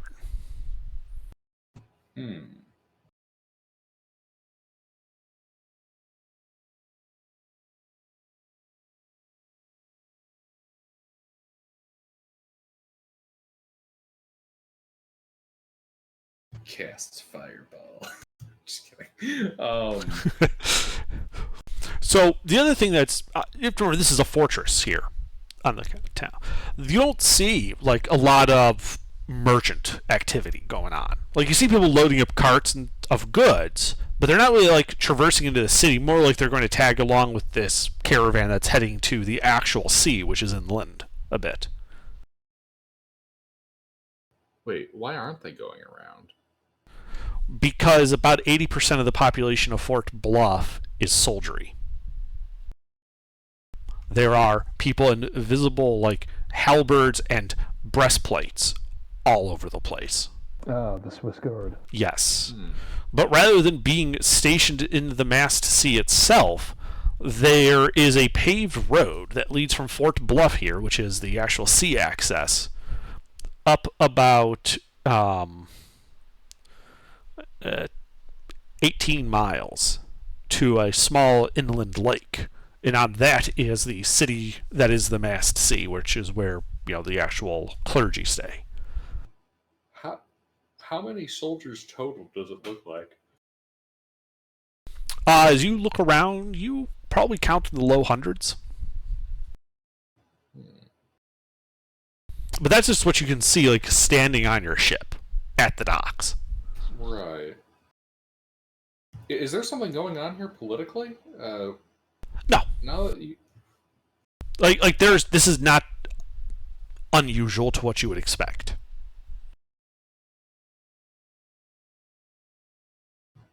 What are they guarding for? Are there pirates in these waters? What kind of threats do they have? Do they have this kind of build-up right now? Just the Swiss Guard. This isn't a build-up. This is a normal day. This is Right. routine. That's what I mean. They have a massive pile of soldiers. Yeah, because they don't worry so much about pirates in the area, but there are septimi in the waters. That's true. Gilbert, this is And Beta the agrees with that. homeland of the world's religion. Like this is the point zero for the religion. I get that. More what I'm getting at is historically the from what I recall Underdark saying for the world, the Sea of the Masked Gods main military conflicts took place with the Confederation of Arkazar when they'd send bulk arcs of undead.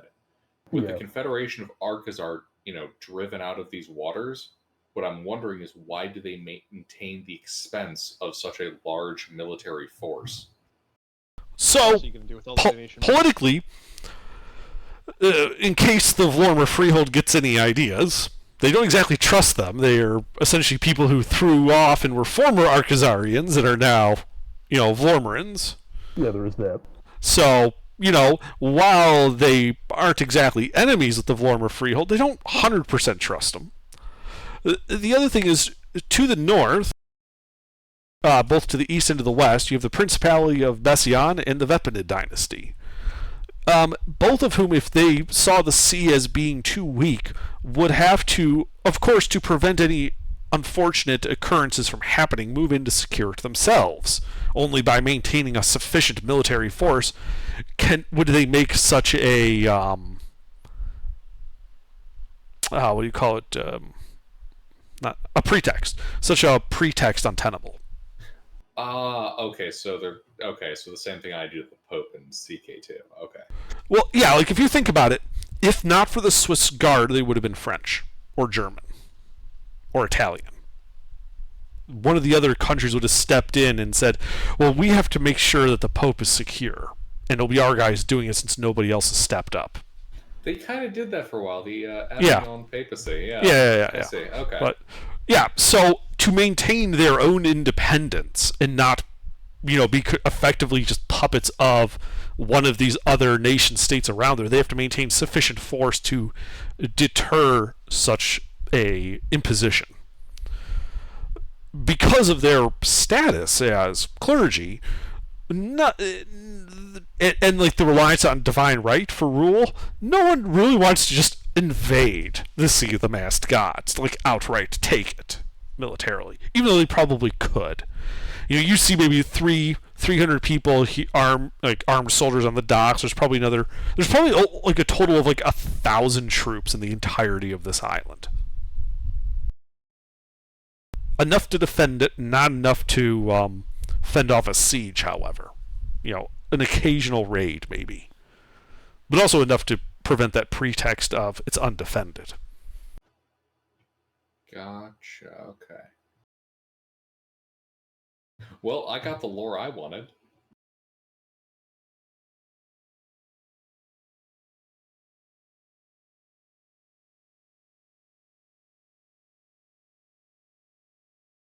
Alright, I guess we shall simply proceed to the population center proper. Okay. We're going to Rome and Vatican City specifically.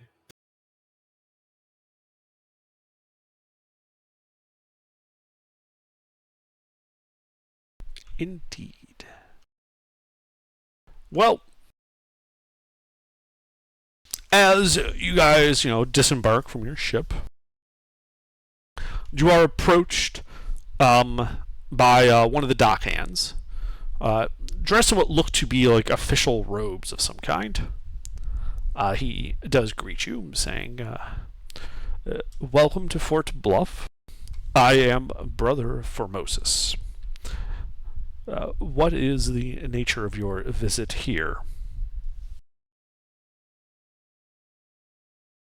Under? Mm-hmm. If people found some incredibly dangerous, suspicious, spooky heresy type shit, who would they want to speak to? Probably some official in the Mass Sea about that.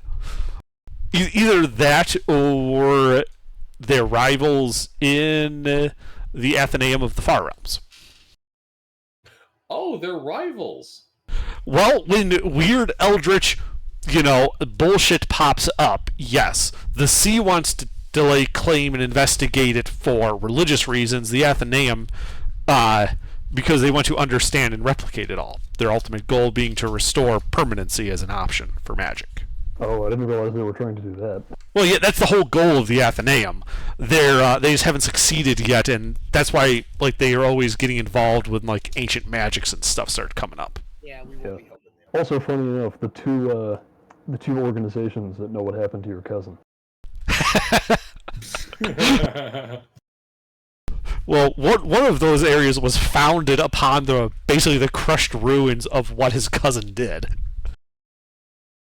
I mean, Every 4 seconds, you can see him fighting a giant fungus monster as the city the explodes. church knows about it, so No, I thought the fungus monster was dead. Zugmoy isn't in there as well. Zugmoy's in there. Zugmoid's in there as well. Because we Oh, yeah. couldn't stop Zugmoid, so the church told us this would suspend it in time, and we were like, okay. And this would blow it up, and we were like, okay. And yeah, no. What do you mean we said okay? I didn't trust those fuckers. That's why I time travel is back before Zugmoy got out here. And then still wound up falling for their trap. It was a very well laid trap. Oh yeah. Very poignant. Very poetic. Alright, but yeah, under Duodecius would say that we're here to speak to a member of the clergy regarding what's the polite way to talk about heresy without just straight up saying heresy or apostasy. I mean, this isn't even heresy. This is like, I don't know what you would call it. It's anathema is what it is. Is it a dragon? We'd like an audience with the Pope. Beta can get you an audience with she is respected by members of the clergy. Well, then Well. you get us in. Beta is going to ask to speak to the what is it, the head priest? Well, the head priests of what? So, yes, there are head priests of various orders here. There's also bishops. The leader of the entire religion is Archbishop Siricius the Seventh. Which one are we looking for, Gilbert? Okay. Can I make a religion check to find out which one we can talk to? Yeah, we need sure. to navigate the bureaucracy. Sure, make a religion check. Yeah, because Beta, yeah.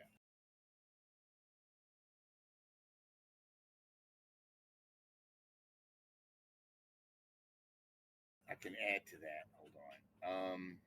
I can add. I have. When I make an ability check, I can add a D6 after. Oh, yeah. 20. Yeah, you can do that cool sorcery point thing. No, it's a reborn thing, not a sorcery. Oh, you're using the reborn thing. I can add 5 to it, so it's a 17. That's a better roll. Well, then you would probably want to speak to the head of the Forum of Stability, Bishop Evelicius. Sister Beta tells them not who Sister. Yeah, okay. brother- Yep, the guy nods. I see. Well, I guess that explains your rather adventurous demeanors. Of course. Thank you for the information. I wish you the best of luck with your seeking an audience with him. Thank you, Vincent.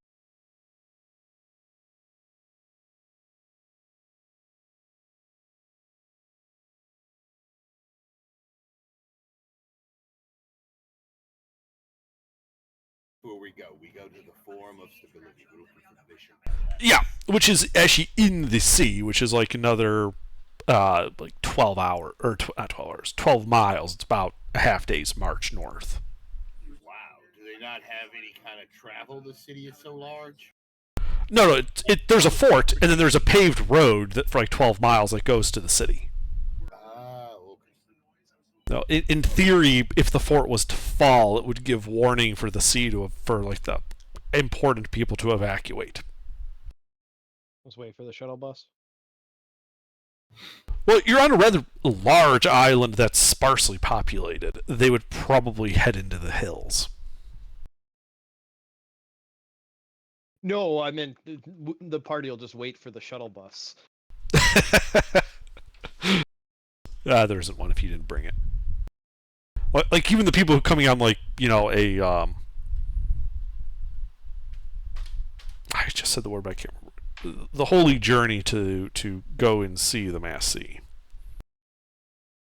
A pilgrimage. Even the people coming out here on pilgrimage brought their own wagon. Well, all right then, guys. I'm not a bard. However, we're off to see the bishop. The wonderful Bishop of Athos. Okay. So you leave Fort Bluff, heading north along a paved road known as the God's Way. Half the day you spend marching along. Occasionally you can see pilgrims, clergy, the odd soldier or two heading the reverse direction. Behind you by a couple of miles is a group of pilgrims visiting the sea for themselves.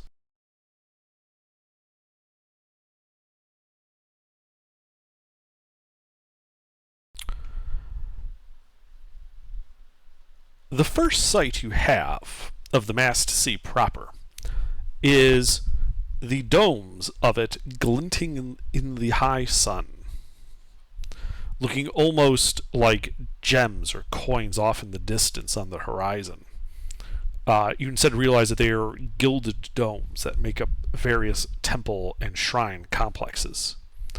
There's like a big central cathedral made of white marble and with the aforementioned gilded domes. Surrounding it, a town complex made up of what look to be 2 or 3 story marble buildings for a good couple of miles around it, before it very quickly turns into kind of a not exactly a slum, but much more modest dwellings. Much more like timber and thatched roofs, that type of thing. You can see various, as you are approaching on the God's Way, you can see to the north a somewhat still, shining lake, a couple of boats on it.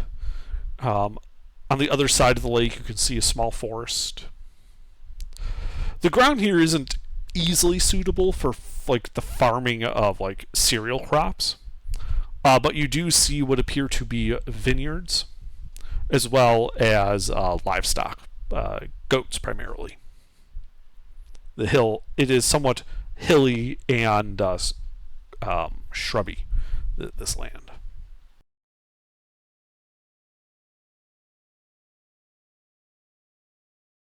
But So kind of like Central Italy? kinda, yeah. Okay.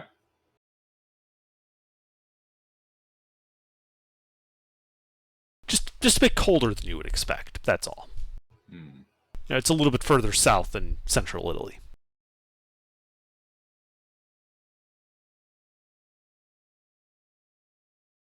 All right. We'll just, we're not seeing anything unusual happen, are we? No, nothing unusual happened. It was a nice, easy march. The road is paved in those odd ceramic tiles. The sun is shining. Just a little cold. Why is it cold?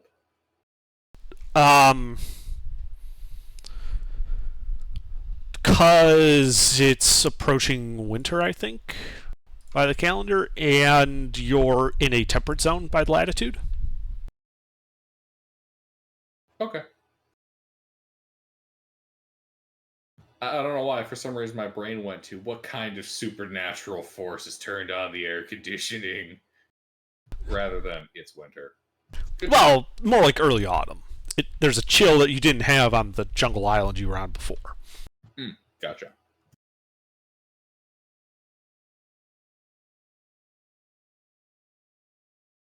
Yeah, you guys roll into the Mass Sea.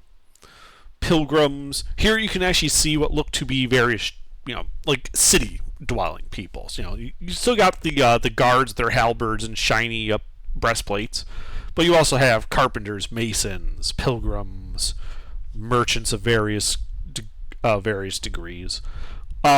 You even see some beggars every now and then. They don't appear to be particularly abused looking like you would see in most major cities.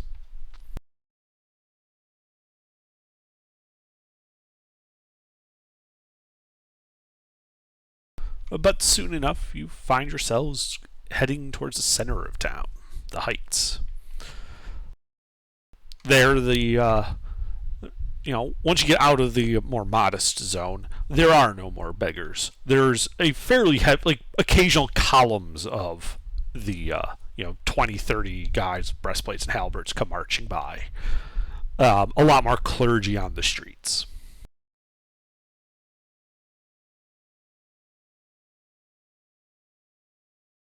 All right. And eventually you find yourselves standing in the central plaza, the large cathedral of the archbishop, in front of you. To the left and right, the various offices that make up the church's administration.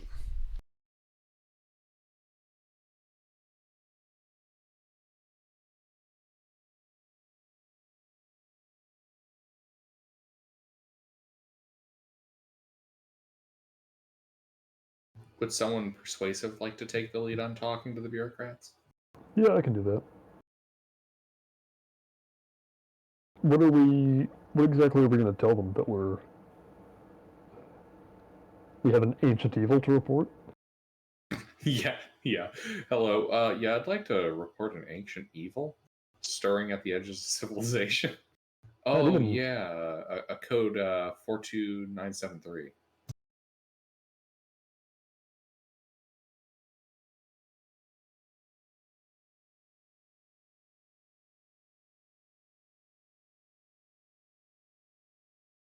So who's taking the lead?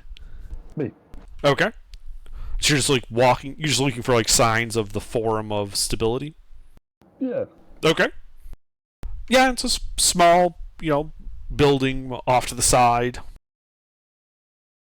One single soldier standing guard outside of it, which is not that uncommon for, head offices of the various legs of the church. Little bronze plaque on it. Form of Stability. Head, Bishop Olivius. And before I forget, what's the name of the ancient evil dragon again? The Conflagrator? Thank you. Argon the Conflagrator. Right, yeah, the noble gas.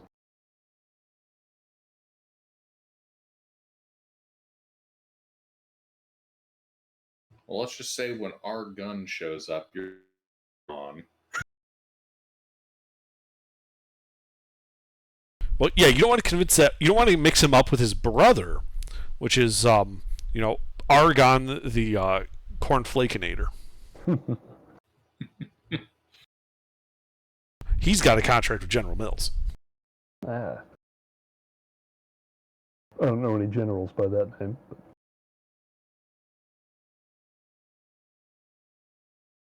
But yeah, I would walk up in there and I would find whoever is there to receive petitioners and ask who I should talk to about reporting an ancient evil that is threatening the world.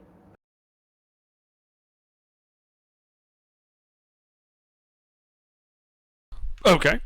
So, yeah, you walk up to this poor clerk and just lay that on him. Who do I talk to about reporting an evil that threatens the whole world? Hey, Satan from the Bible? Yeah, he's about to break out of hell. I just wanted to let the Pope know. Okay. Well, go ahead and make a persuasion check.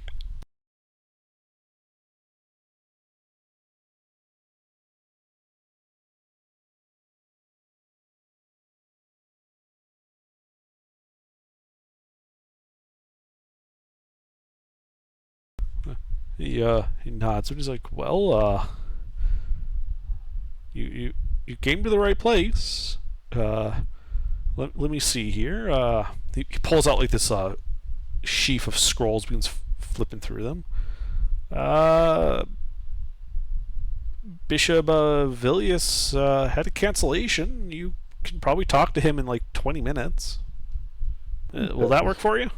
That is acceptable. He should be able to pass this up the chain as is appropriate.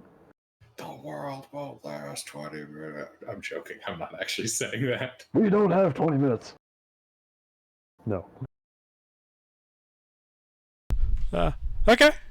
I guess you can take a seat over there. Yep, we wait patiently. There are exactly 2 rickety-looking chairs with a potted plant between them. I'm just imagining a very uncomfortably quiet marble-floored room. Yes, that is exactly what it is. An occasional scratching of quill by the clerk. Yeah.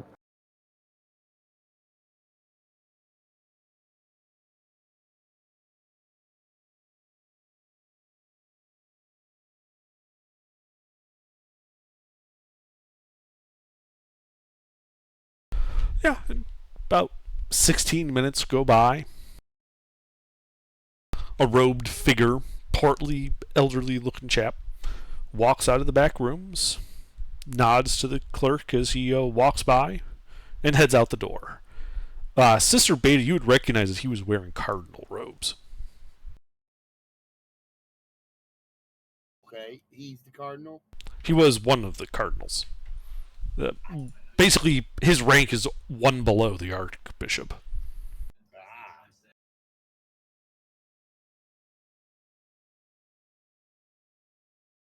And he'll step up. Beta will step up and introduce herself to the bishop.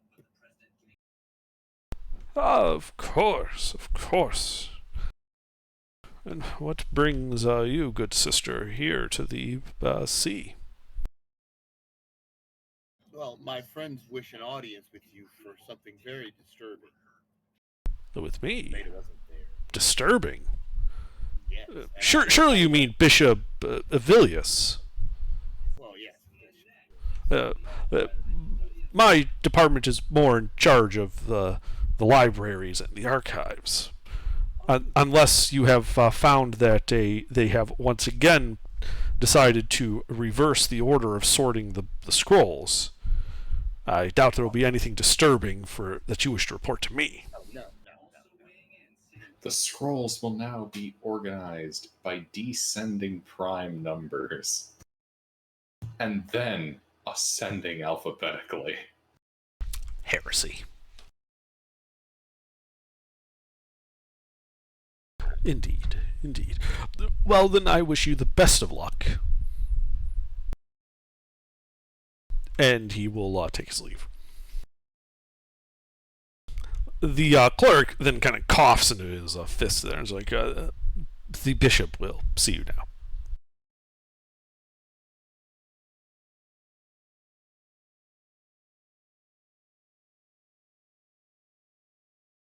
We go in to see the bishop, whom we have come here to see.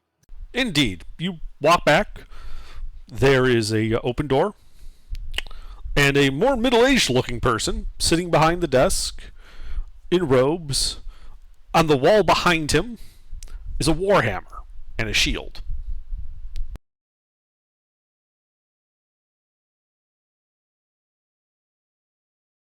Do they look familiar? Not particularly. They appear to be of middling quality. The iconography painted on the shield is ones you guys would recognize as being from the Duchy of Itronata. But that might just be where he originated from. Okay.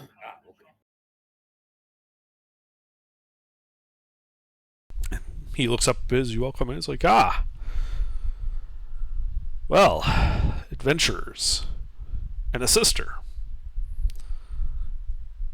You bring either momentous or terrible news.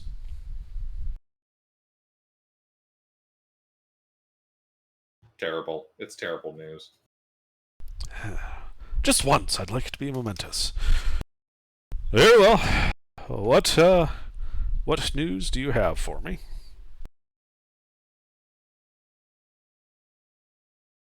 Are you familiar with Argon the Conflagrator? His eyes narrow. I am. Passingly familiar. One of the titans that the gods sealed away in punishment for their defiance. Well, about the seal, it's weakening.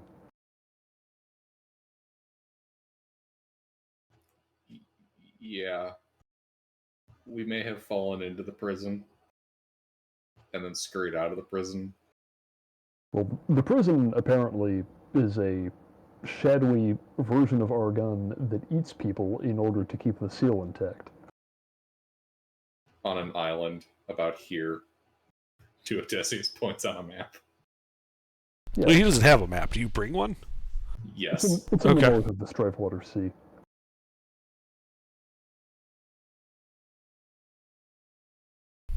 I see. The Isle of Dread, they call it. They would. It was on the Isle of Dread, right? Yes. Yeah. Additionally, he told us how to make, well, 1 second.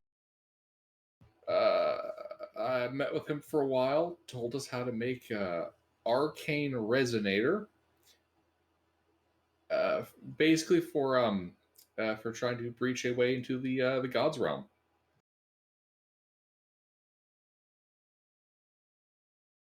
He gets a very dark look on his face. You must never make such an attempt. It would destroy everything. Well, why do you think we came here? That's what kind of why we're reporting it. We didn't take any of the resonators because that, seemed like a bad idea.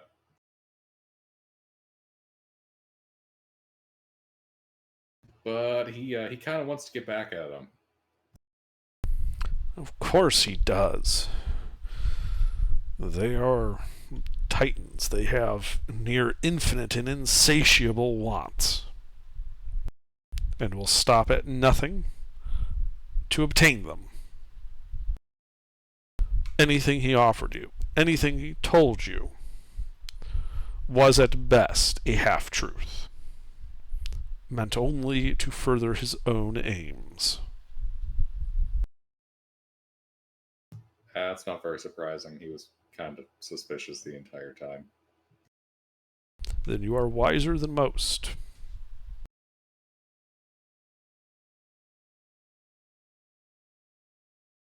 Regardless, it is good that you are here, and that you came to me with this.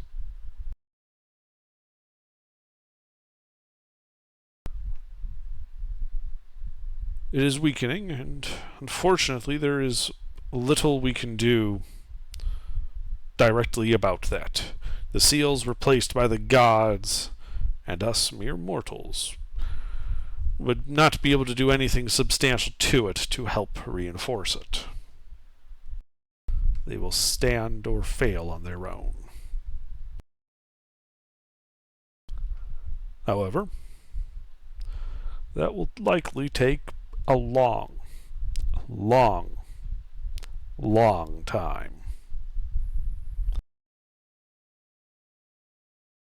Unless they have help.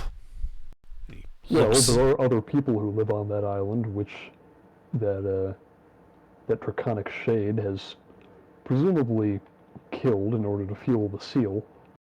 And if any of them are less charitable or more foolish than we are, then for all we know, they could already be assisting him in his escape attempts.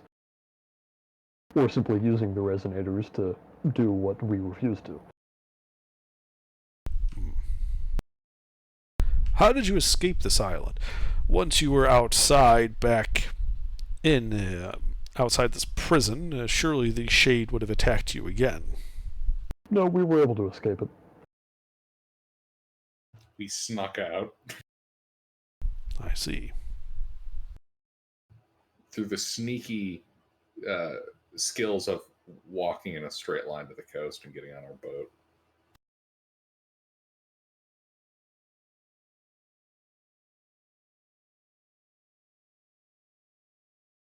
Well, perhaps we can kill 3 birds with 1 stone here, if you are amenable. How do you mean? Well, at the Forum of Stability, we do receive all sorts of reports. Some highly concerning like this, others of mild interest, but something to be noted and cataloged, to be dealt with when we can.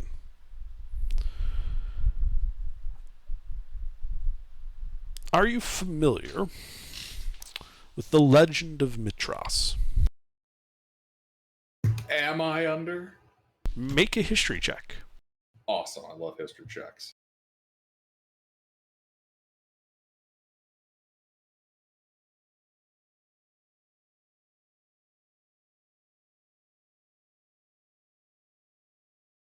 No. Well then, allow me to illuminate you. Mitras was a paladin to the masked gods of Ryan. So renowned was he, so powerful in faith was he, that he cured entire villages and turned back an entire army of undead, being led by a lich. Today, that area is known as the Barren Wastes.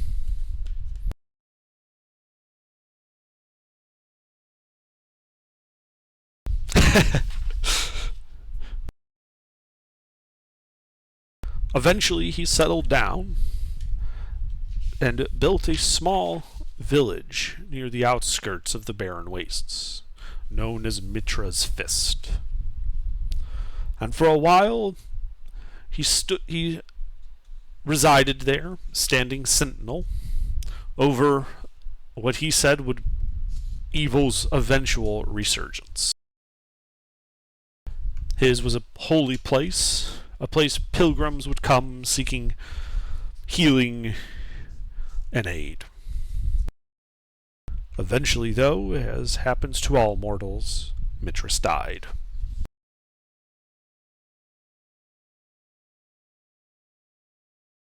More recently, however, we are seeing once again a resurgence of questionable activity in the barren wastes nearby Mitra's Fist.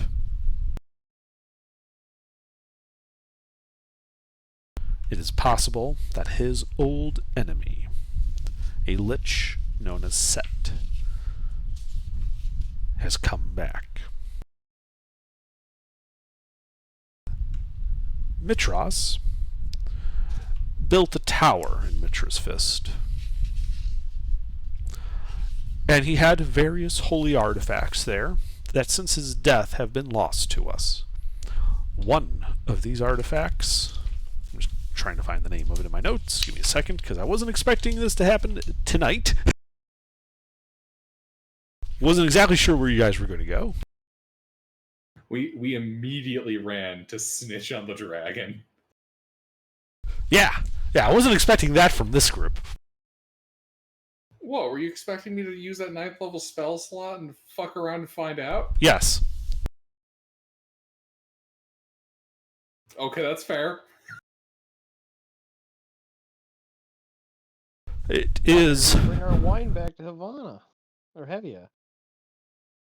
Havana. No, we burned that one down. There are various artifacts that were said to have been imbued with Mitra's own power that were buried and lost with him in his tower. Some of these items could be incredibly powerful, known as Mitra's favor, the girding of Mitra, and Mitra's eye.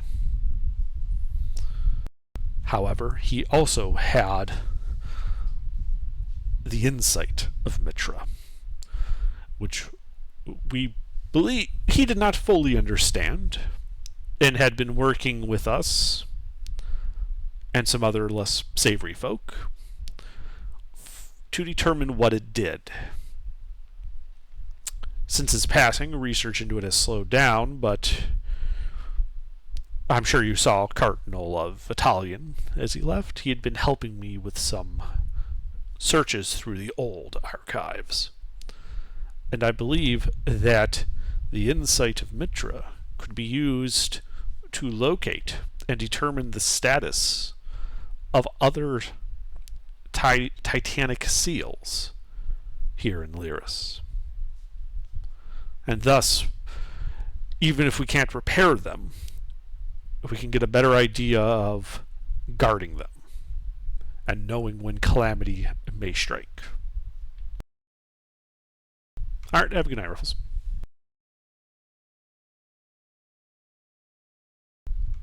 And so I would charge you, brave adventurers that you are, to go to the edges of the barren wastes to this village of Mitra's Fist. Heed no rumors that the village itself is cursed. Mitra would never have allowed such a thing to pass, even in his death. Find his tomb and recover these artifacts. Some of them, the favor, the eye, and the girding, I'm sure such righteous folk as yourself can put them to good use. But the insight of Mitra, I must insist, be returned here, to the Forum of Stability at the Sea of the Masked Gods.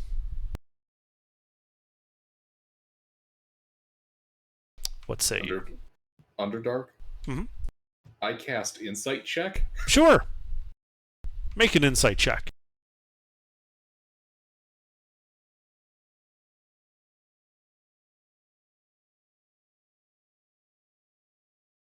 He comes across as a zealot.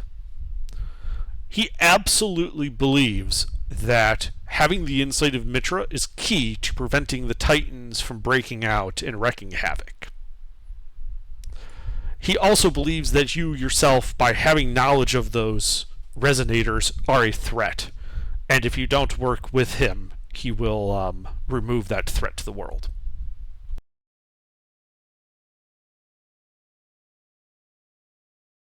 He comes across as the kind of pragmatist in the church. A kindred spirit.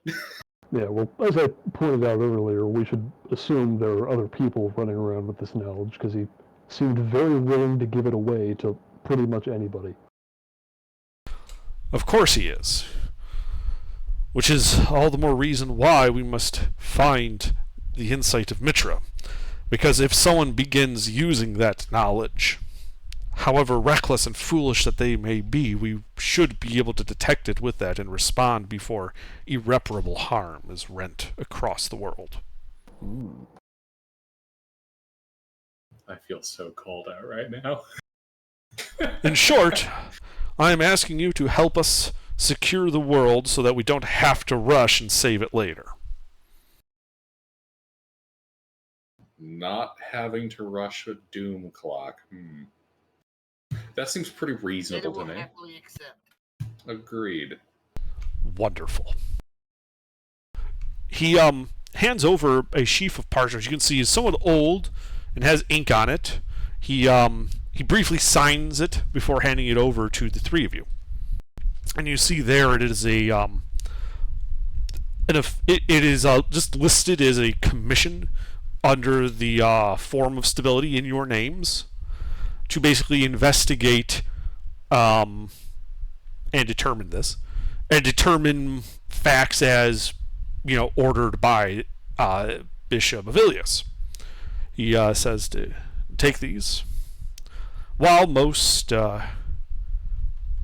secular authorities won't exactly be happy to see this type of thing, they will normally respect these seals and at least grant you safe passage, if nothing else. Members of the church, however, even from the lowliest avowed to other bishops and cardinals, should grant you every means at their disposal to aid you should you require it upon presenting these documents.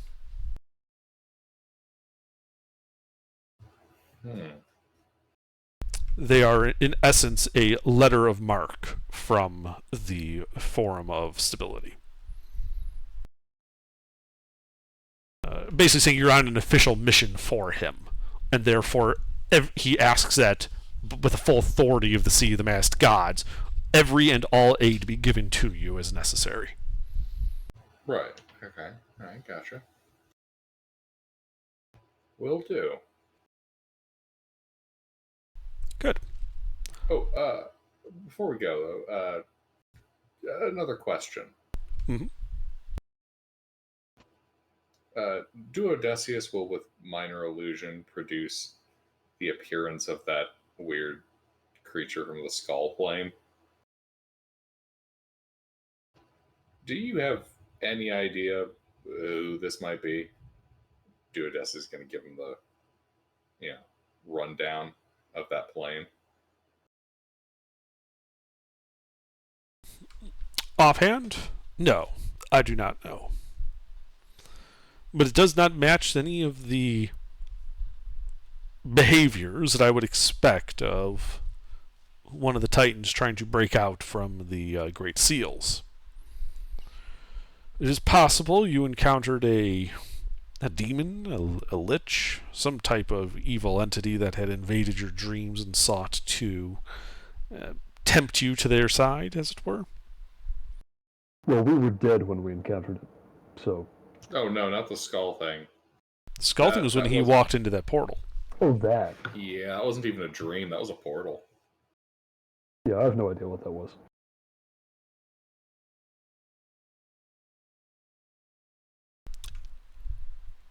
I will simply say that it looks demonic to me. And I would be exceptionally cautious about any offer or deal it may have offered you. Usually the price isn't stated, and quite high.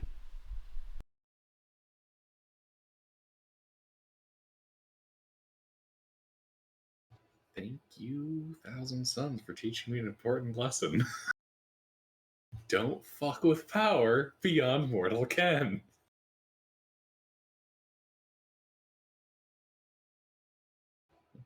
Thank you. Of I don't know course. who Mortal Ken is, but he must be quite powerful to be such a measuring stick.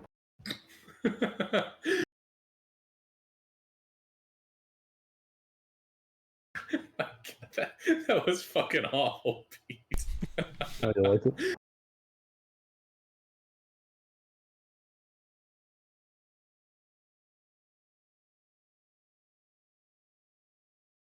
It feels like the name for some kind of angsty 90s supernatural superhero comic.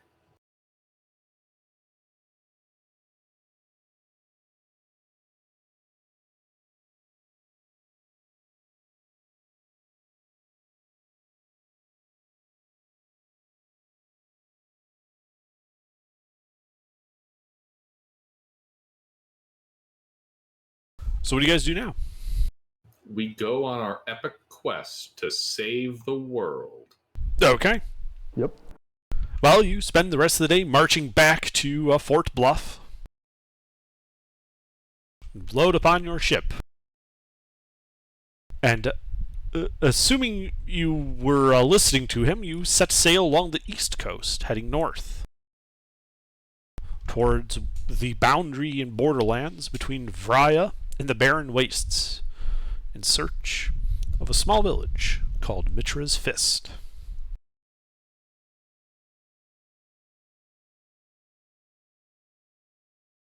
Let's see, that would be about another 32 days. Man, I am just drowning in magic missile. Presuming you had the gold for it. Oh, yeah. How many days total have we traveled? 132. 132. Okay, thank you. Yeah, I've been keeping track of it. I'll update the calendar, when we're done with the session. 132 days. Indeed. Now, the captain of your ship has never heard of a village called Mitra's Fist. But being just a village, when you describe it, he would kind of shrug and be like, yeah, well, they don't usually have big ports for ships.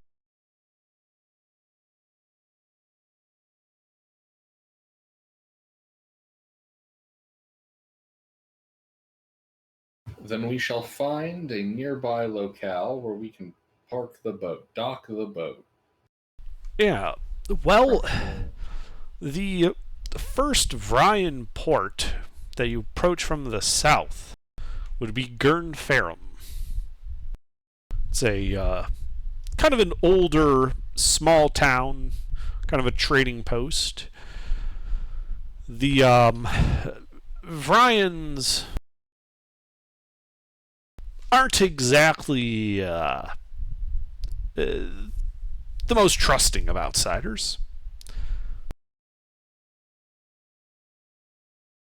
But they do trade. And this small port town is friendlier than some of the other larger cities to the north. The more north you get in Vraya, the more xenophobic they tend to be. You do not want to go to the capital. They gonna kill us on sight?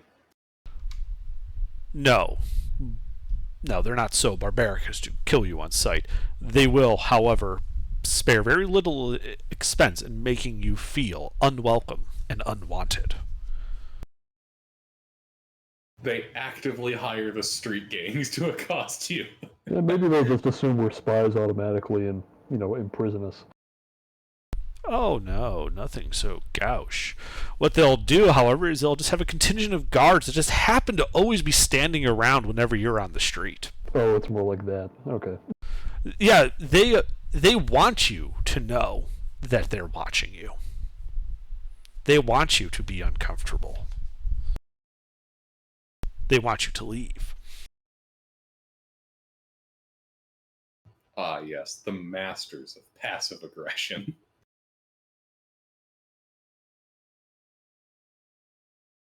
Oath of Rudeness Paladins.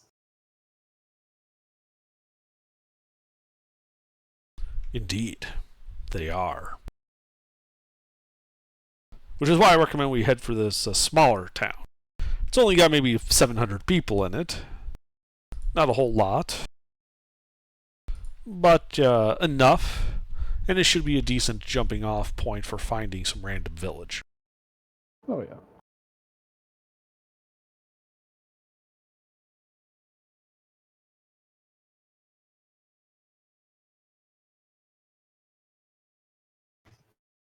Then. Well, do you guys want to set sail? Yes. Okay.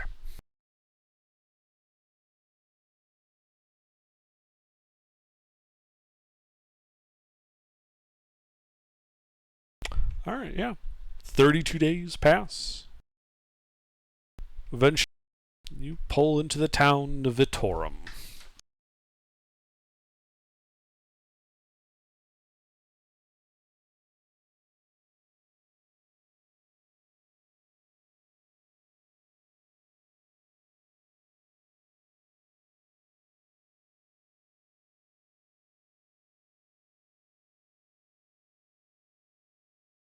A somewhat sleepy town. Not a lot of activity in the streets early morning, a small pier. You are the only boat docked there. The somewhat dour-looking populace kind of stays away from the docks when they see your ship come in. And there is a single guard looking bored as he watches you guys descend the gangplank.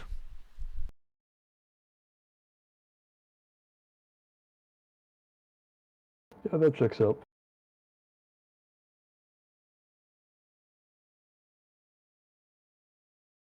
And as you approach him, he goes, "Welcome to Vertorm, the kingdom of Vibay."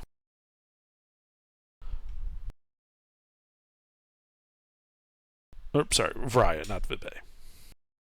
I was about to say, it always comes back to the duchy. Always that damn duchy. Sorry. There's no escaping the duchy. No, this is the kingdom of Vraya.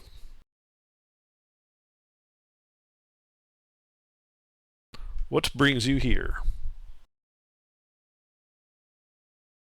Duodecius shall produce the papal warrant of privateering. Sorry, I just couldn't think of a term offhand for that. I didn't actually write down what that is. Yeah, so you bring out. Say again. A holy letter of Mark. Yeah. An edict of Mark. Ah, there you go, an edict. I gotta work that or word a in. gospel of Mark, maybe. But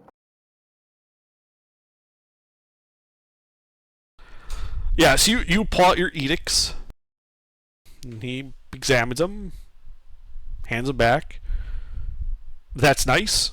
Why are you here?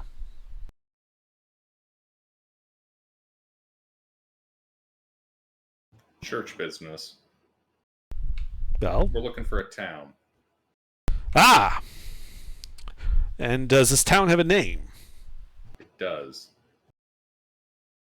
Underdark, I'm having a brain fart. We've had a lot of names, and I seem to have actually somebody's missed the fist. name. I forgot the name, part of the name. Yeah. Midra's fist. Mitra's fist, yes. Mitra's fist. He gets a look at it like, oh, here to deal with the curse, are you? That's why we're here. I see. Well, I'm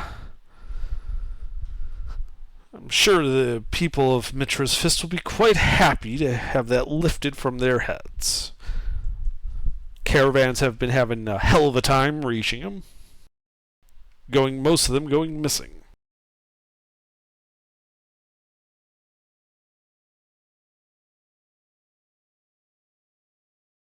The local Bergir here in Vertorm, named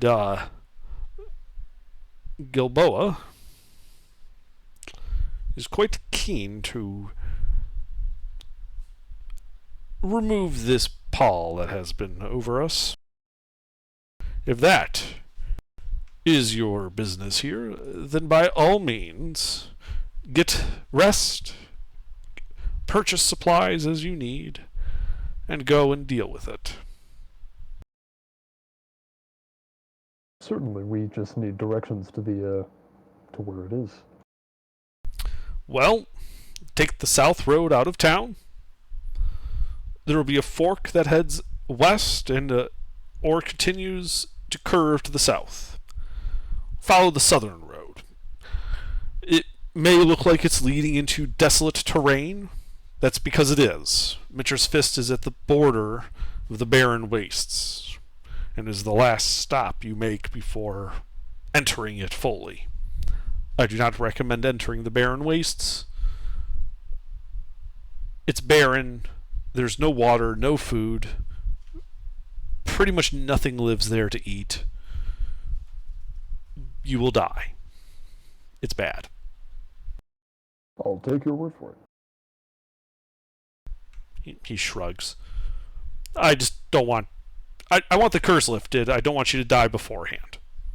Thank you. After you lift the curse, you can go futz around with the barren waste all you want. I don't care. Ah, there's that famous Frian hospitality.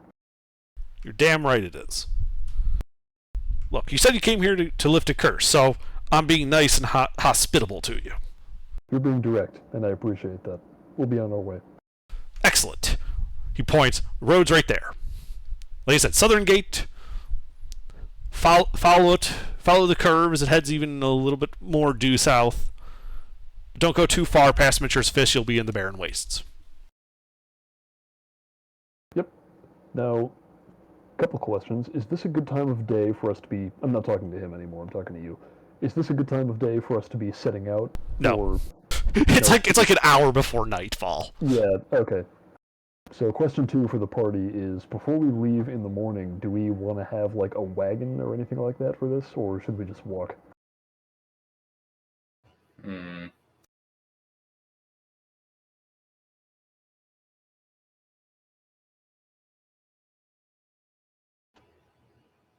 don't know how much What kind running of around desert we're gonna... is this?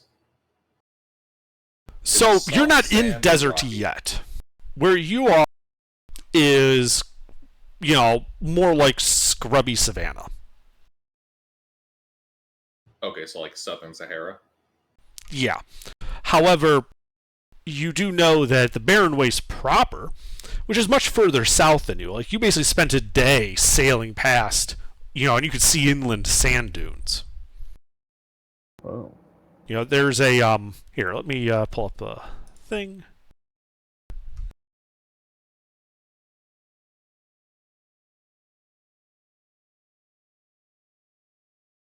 Alright, so we gotta avoid the deep desert. So Doom. you guys are at the circle. That's where this little port town is. That M is basically where the guard is telling you Mishra's Fist is. Hmm. You can see the Barren Waste right off south into the west there. Alright, so we don't need to learn to walk without rhythm just yet. Not yet, no.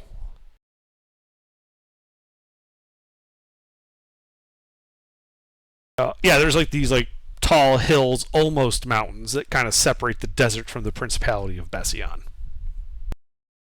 That's why the Principality of Bession hasn't expanded north. There's the mountains and then the desert.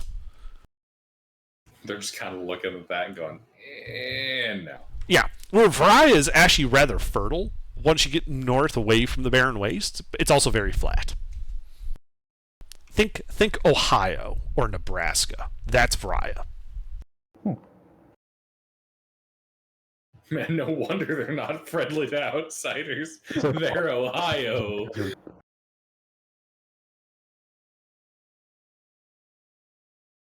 They're the D&D equivalent of flyover country. Yeah, well, people from Ohio are very friendly to outsiders in the hopes that they'll take an Ohioan with them.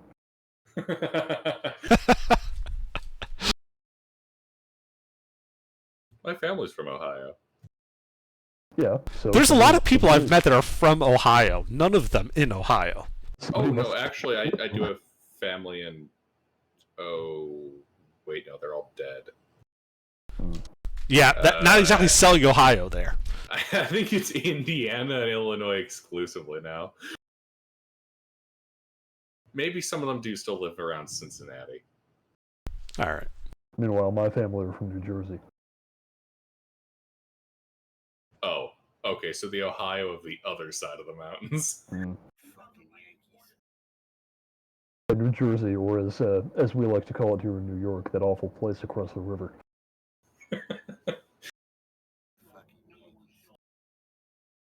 Everything the light touches is your kingdom. What's that shadowy place over there? The next line varies depending on where you are. If you're in the Midwest, it's Ohio. If you're on the Atlantic coast, it's New Jersey.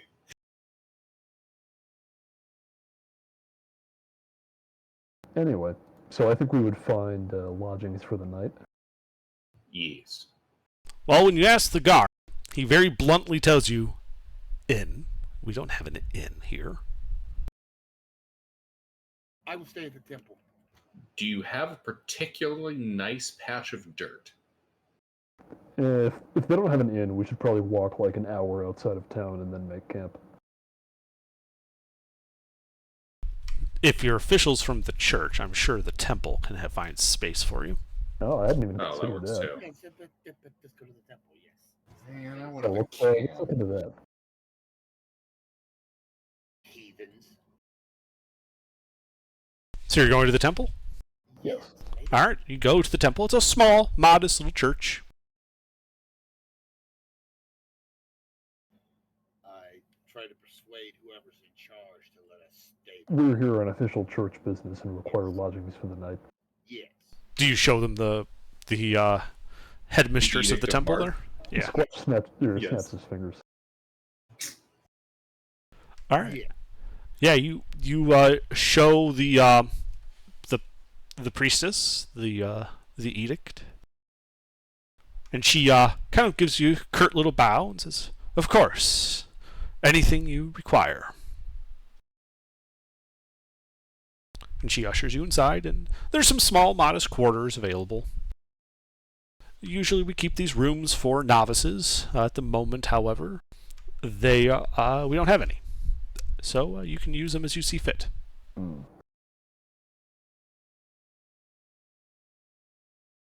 This is a church, so I'm picturing cells here. Yeah, like these are like dorm room type things, except with one person, similar to like a cell. But there's a door and it locks from the inside instead of the outside. No, not a prison cell, a monk cell. Yeah, actually, really close to that. Yep. Fun bit of note: the word "cell" actually was derived from monk cells. Yeah, that's the original cell. The word for prison cell and for like microscopic cell. Yeah, it all yeah. No, comes I from never knew that. the etymology of the word. Neat. The more you know.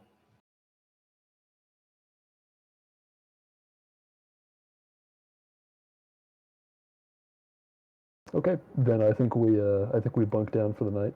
Indeed. The night passes without incident. Morning comes. The church actually serves breakfast. It's kind of like a porridge. Ooh. It's the same meal that the priestess is eating. There's a couple of what she refers to as avowed who are working there, kind of in like more lower mechanical roles, cleaning, cooking, that type of thing. Most churches have them.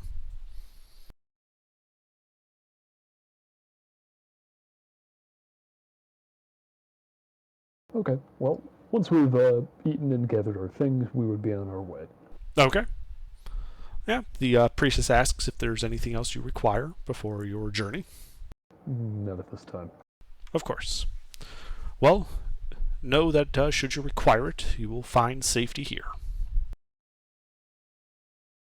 I would ask if there is anyone on the premises who is capable of performing revivification or resurrection or any of those sorts of magic. She looks a little embarrassed. While I can heal some wounds, even some grievous wounds, and I can purge illness, I cannot bring back the dead. She said purge illness, but she didn't mention anything about removing curses, so that probably means she doesn't even have, like, greater restoration.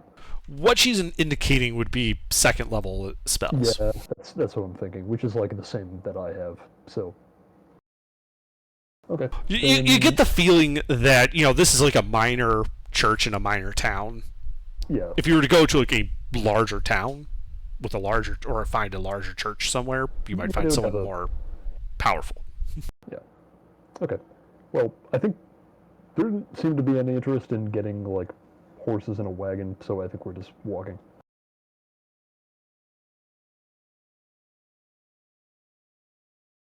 All right. As you head out onto the Savannah Road as it curves to the south. And I think, as you guys set out in the morning, we'll call it there for this evening. All right. Alrighty.